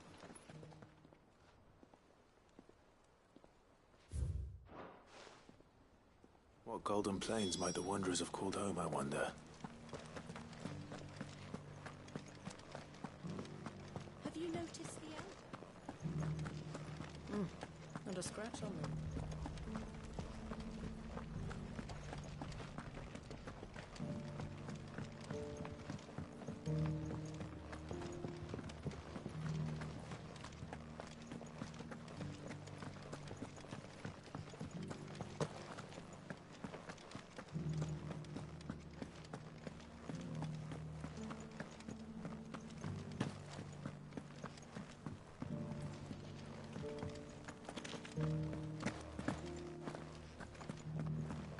Beneath the flood, yes.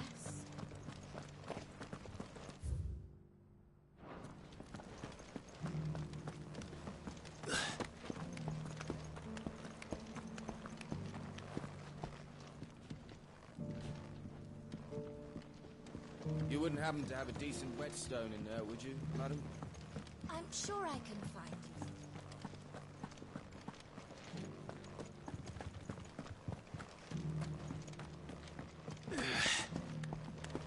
So it's these stones to Canva, and the rest of the boxes to Dalamil.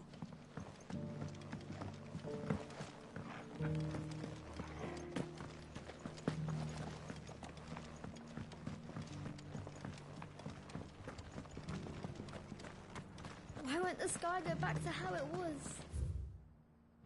I don't like it. Nor do I, dearie. Them Cyril fellas are not fish, don't you think? I've never seen. Well, scholarly sorts like him always are, aren't they?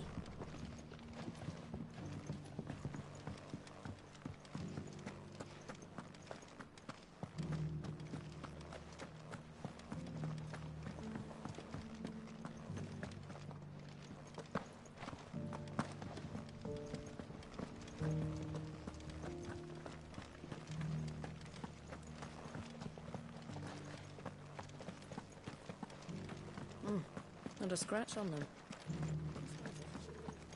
Have you noticed the Elder has been coughing less of late? Yes. I hear Master Sildra up in his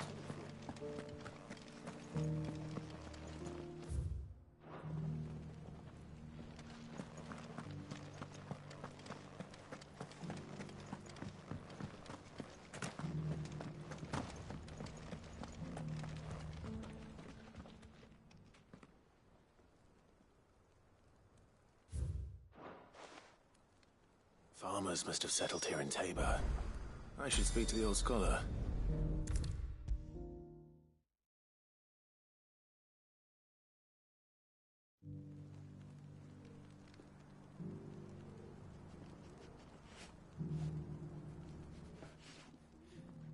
The engravings were in good repair, considering their age.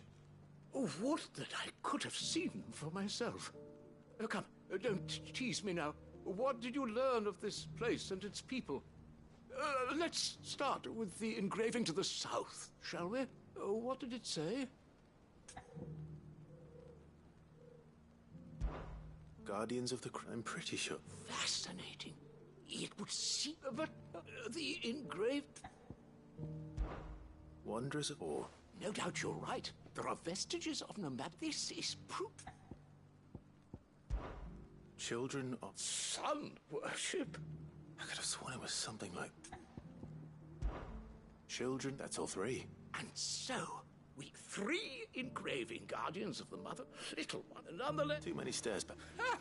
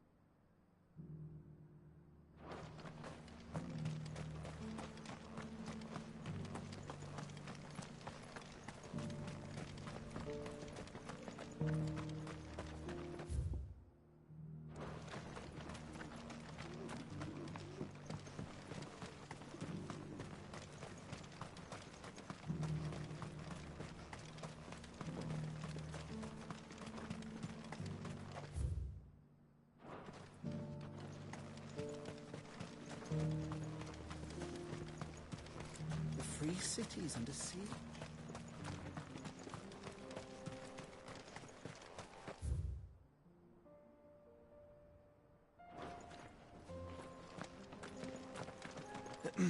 Are you sure this is the right way, brother? Good girl. Fly, Ambrosia.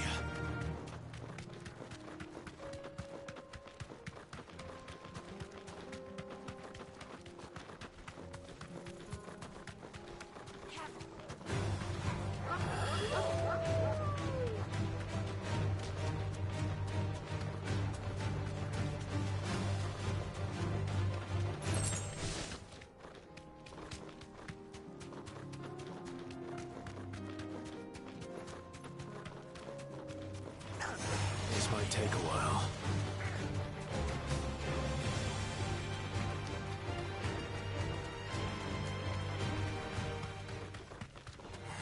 Time to fight.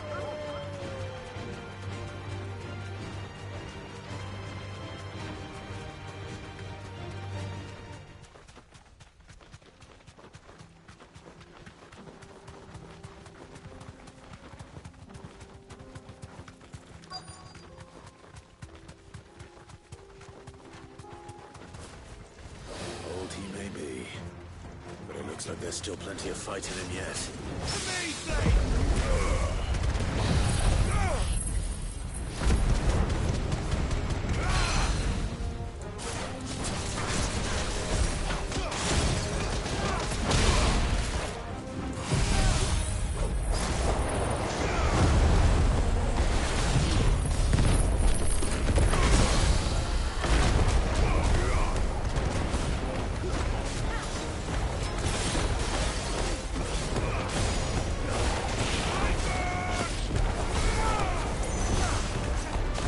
Don't stop!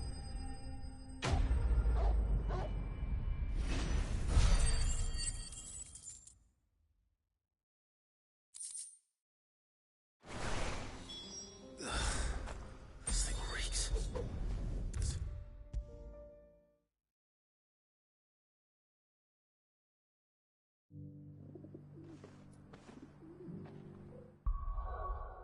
I'll be right back, guys.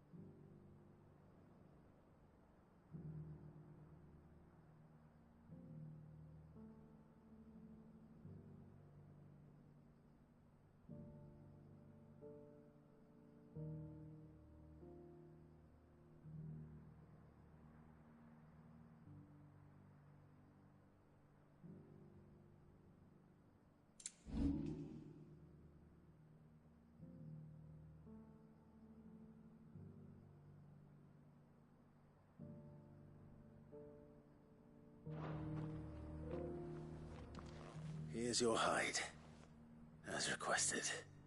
I worried you might never return. Quickly, let me see it.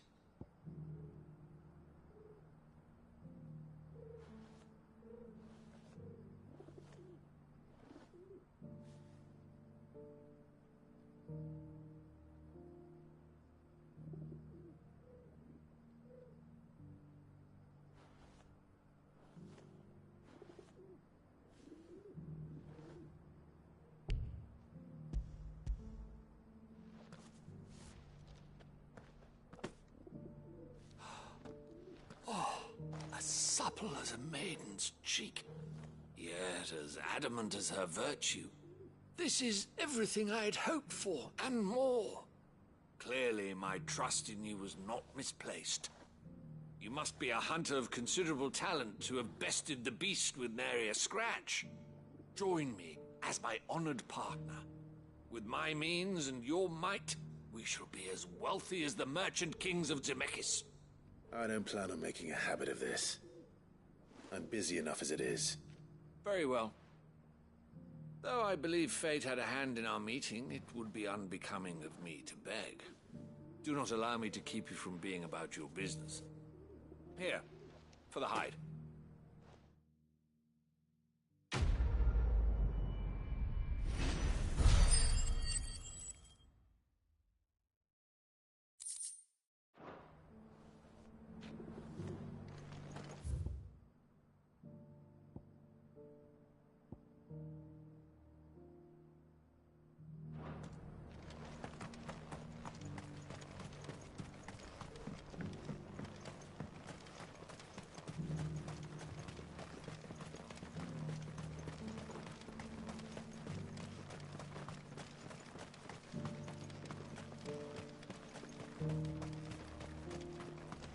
The Free City is under siege?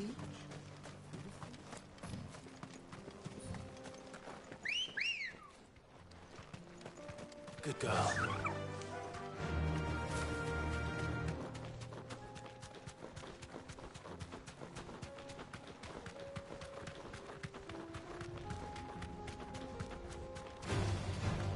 Orcs. Then let us be rid of them.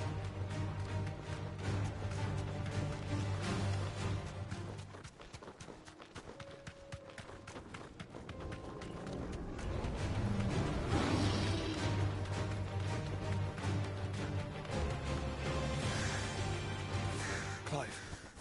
Smoke. Is the city fallen?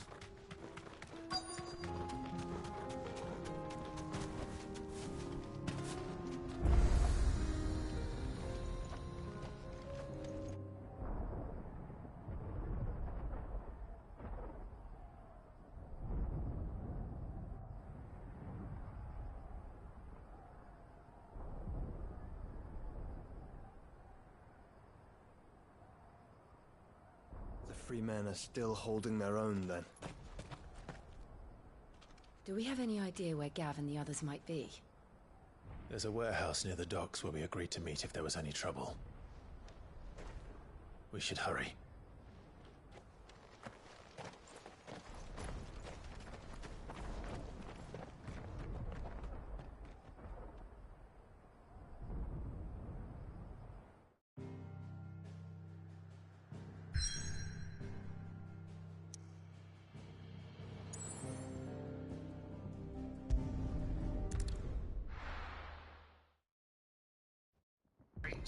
This game is so sick.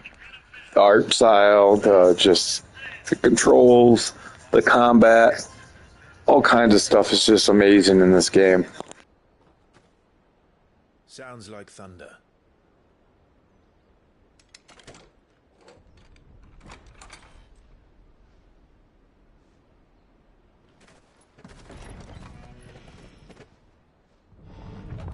You're late. We're starting to think you'd stumbled off a cliff. I seem to recall that was you, Gav. Good to see you.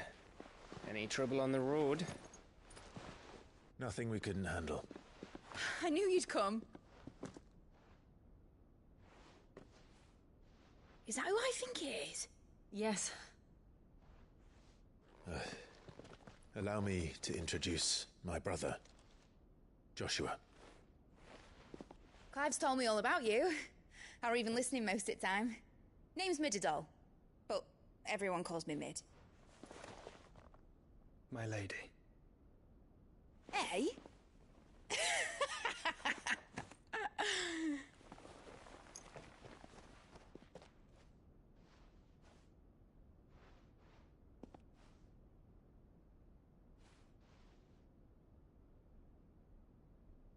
My boy.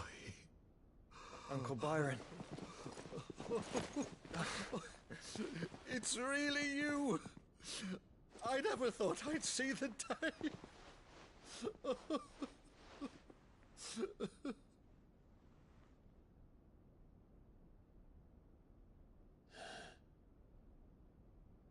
So these Akashic are being controlled?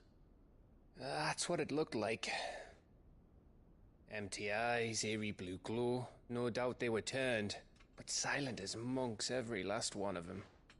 Your man here speaks true, Clive. We saw more than a few in the city. They moved in ranks with a purpose, and not of their own. Ultima's doing. Perhaps. What of the city? The people? Dead, mostly. Mostly, but not all. A handful managed to lock themselves in their villas before the Horde arrived. Some in the Merchants' District to the west, and a few others on the far bank. If the Akashic stumble across either hiding place, a few bolted doors won't hold them for long. We need to find them. And quickly. What do you propose?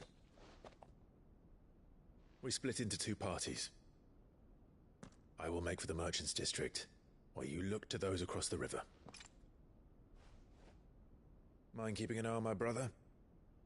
Not at all. We find the villa and try the servants' entrance. Understood.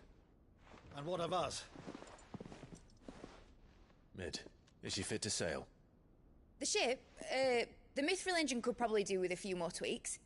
Then you better work fast. Even if we do reach the survivors in time, they'll never make it to the hideaway on foot. You leave that to me. See that Mid doesn't get herself into trouble, would you? Think I can manage that? I'll keep him safe. Looks like you stuck with me, Byron. That's Lord Rossfield, you little gutter snipe!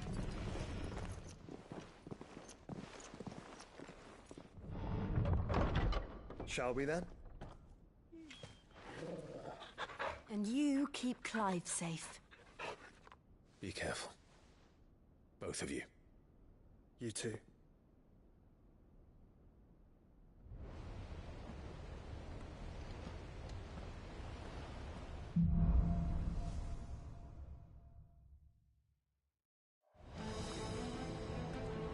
All right, Torgal. Let's find those survivors.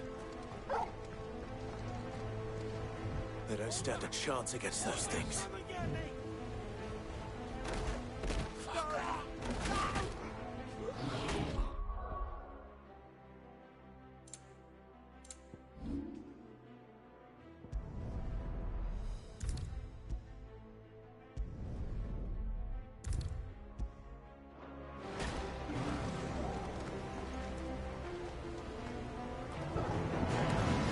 They've been routed.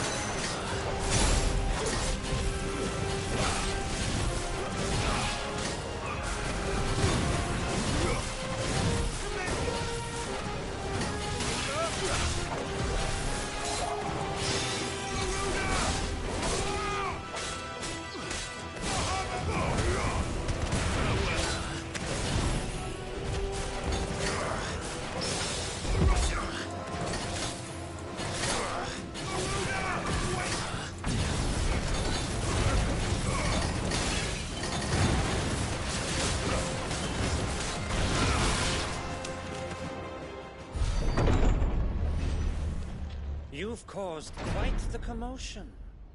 But then I would expect no less from you, Muthos. You again. I don't believe we've been in...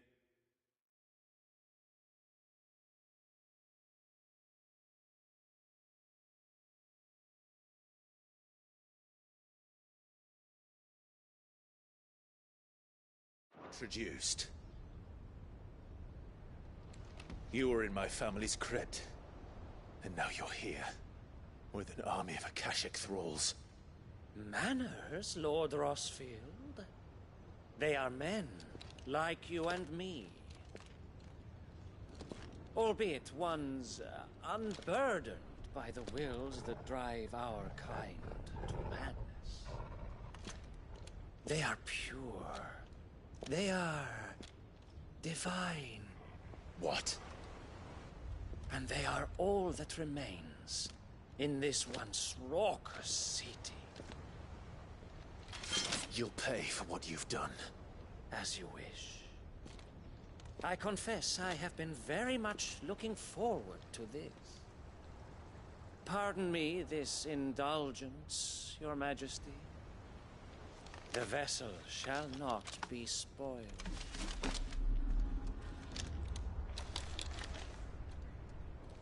I am Sleipnir of House Harvard, and you will yield. Or not. As long as you don't hold back.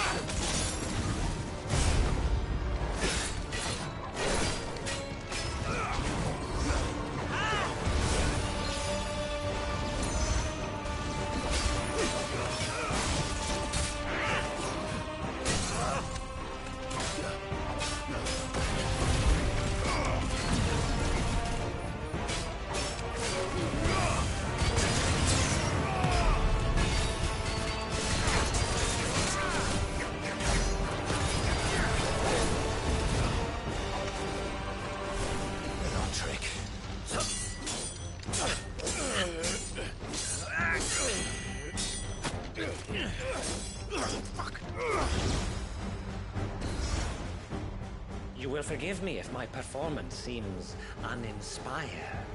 It is just that I expected so much more from our chosen one. Perhaps this will kindle your flame? What now? A gift from my liege lord's armory. Gungnir. Watch closely, Muthos.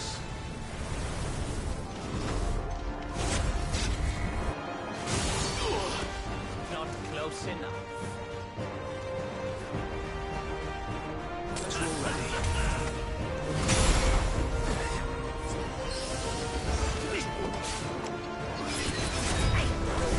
Slow.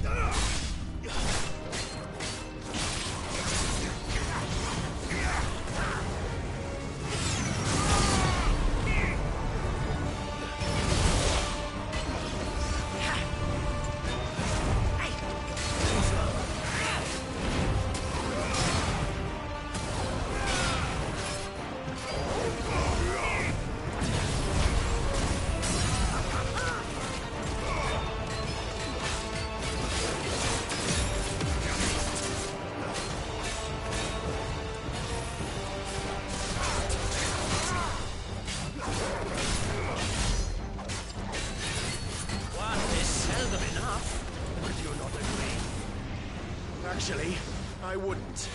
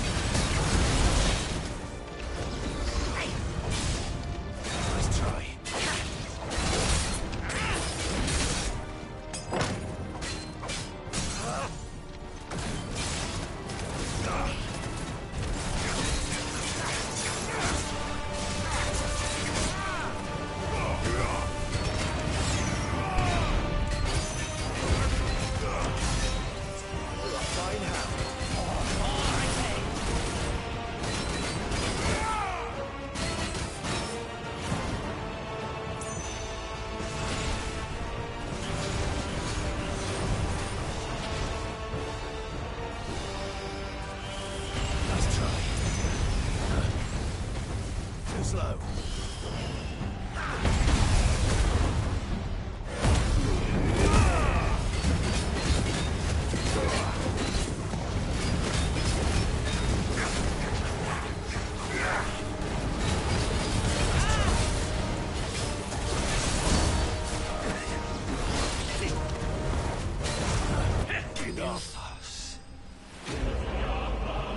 Wow, that was a good one.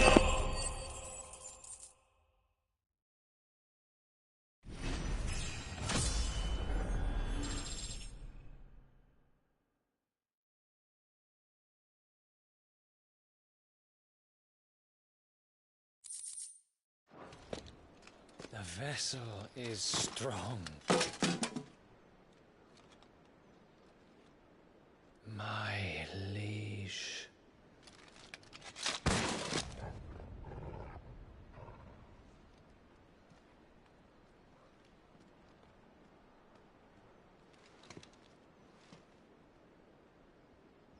Clive!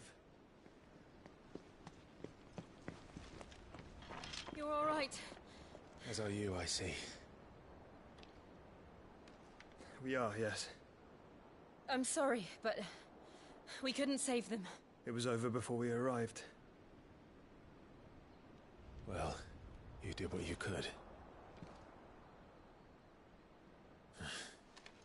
I fear we were all too late. What's wrong? Nothing. I hope.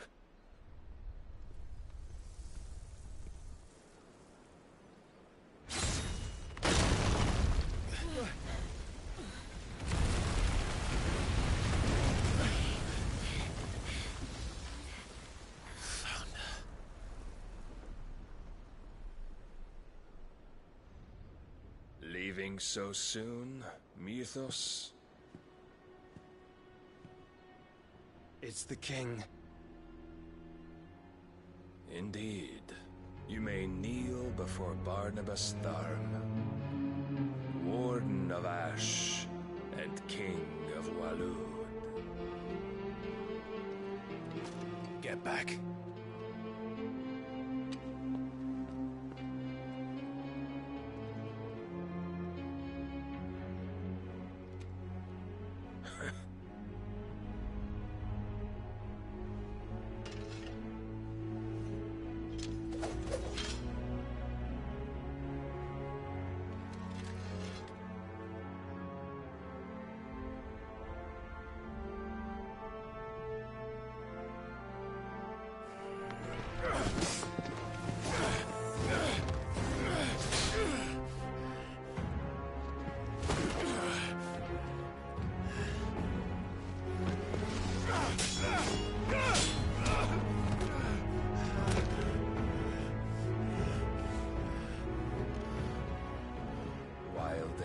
virtuous. I expected more of the boy who bested my Lord Commander. Yet I see why my master covets you so. The power within you, Mythos. The potential.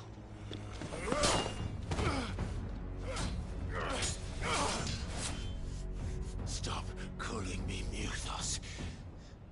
But Mythos is everything. The cornerstone of all creation. The Lord's vessel. Your purpose. My purpose? To surrender my mind and body to that thing.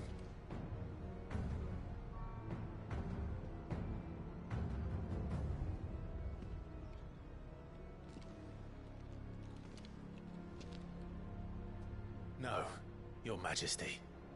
My purpose is my own.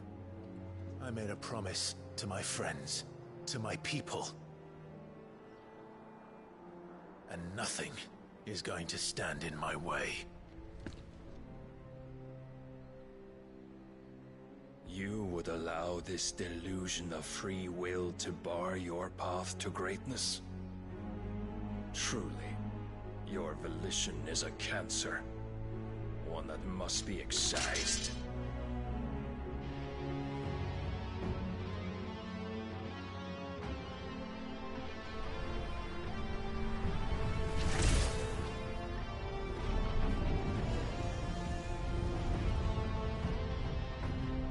Try it.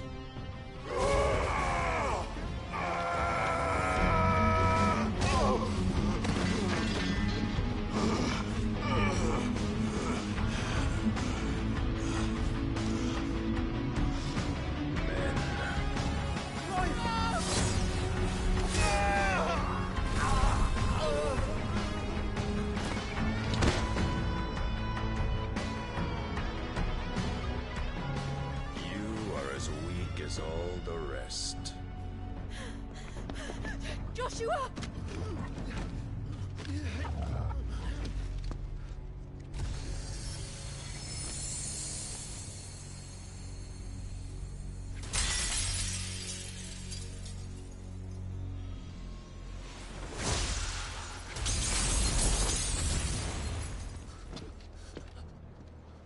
Oi!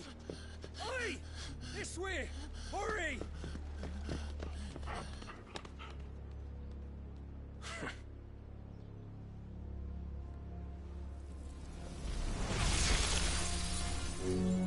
Power beyond reckoning, and they use it as a crutch.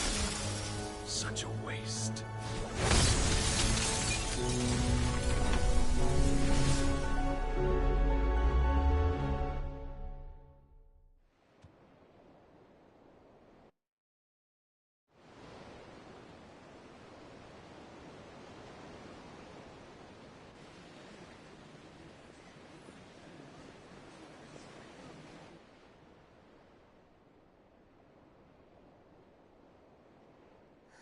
Will he be all right?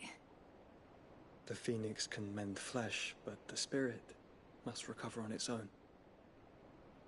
I'm afraid the rest is up to him. This place is remarkable.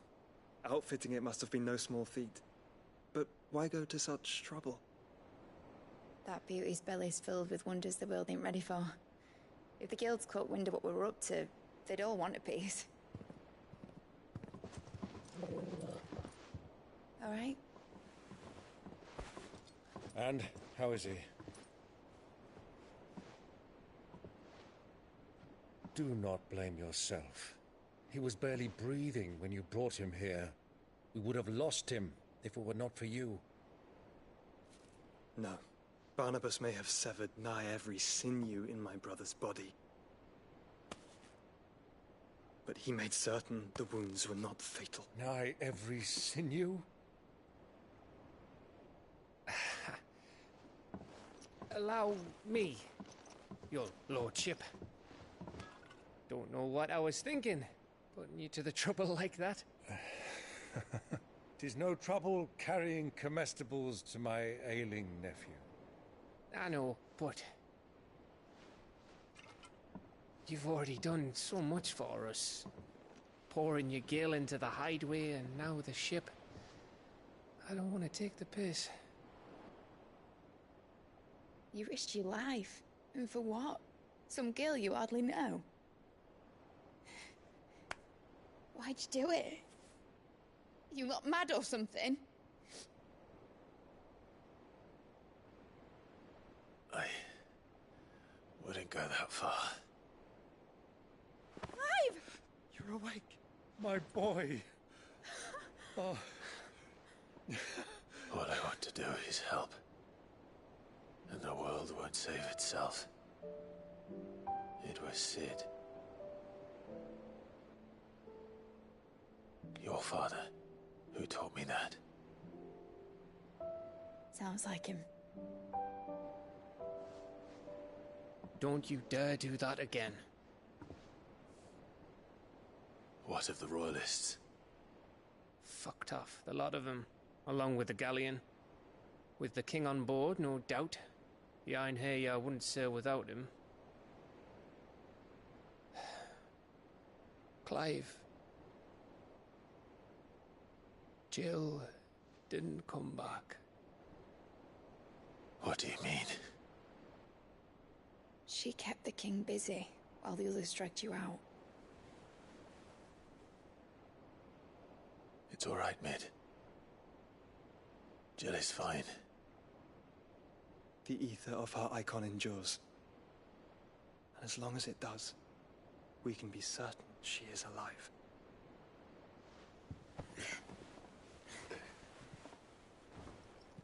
We must pursue the Black Galleon. Jill will be with the king, I'm sure of it. Well, good luck catching him, because my ship's going nowhere. It's the Mithril engine. She's got a kick like a wild chocobo and a mind to tear the hull in half. But you have an idea. Well, of course I do. My dad'll have seen this coming a league off. If I had his old writings... If you had his old writings, you'd be sitting under a fuckload of rubble. The ones Otto didn't save anyway. I suppose you might still have a few pages in his stores. We'll have to hope it's enough. Do what you can to ready the ship. I'll speak with Otto. In your condition, you really are mad. Perhaps. But the world really won't save itself.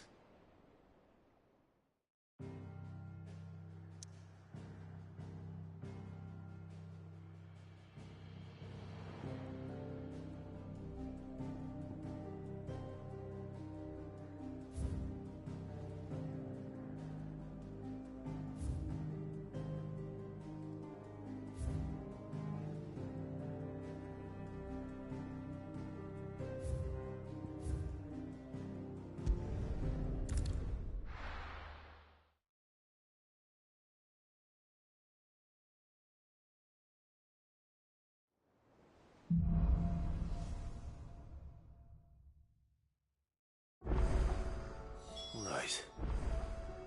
Gav said that Otto might know something.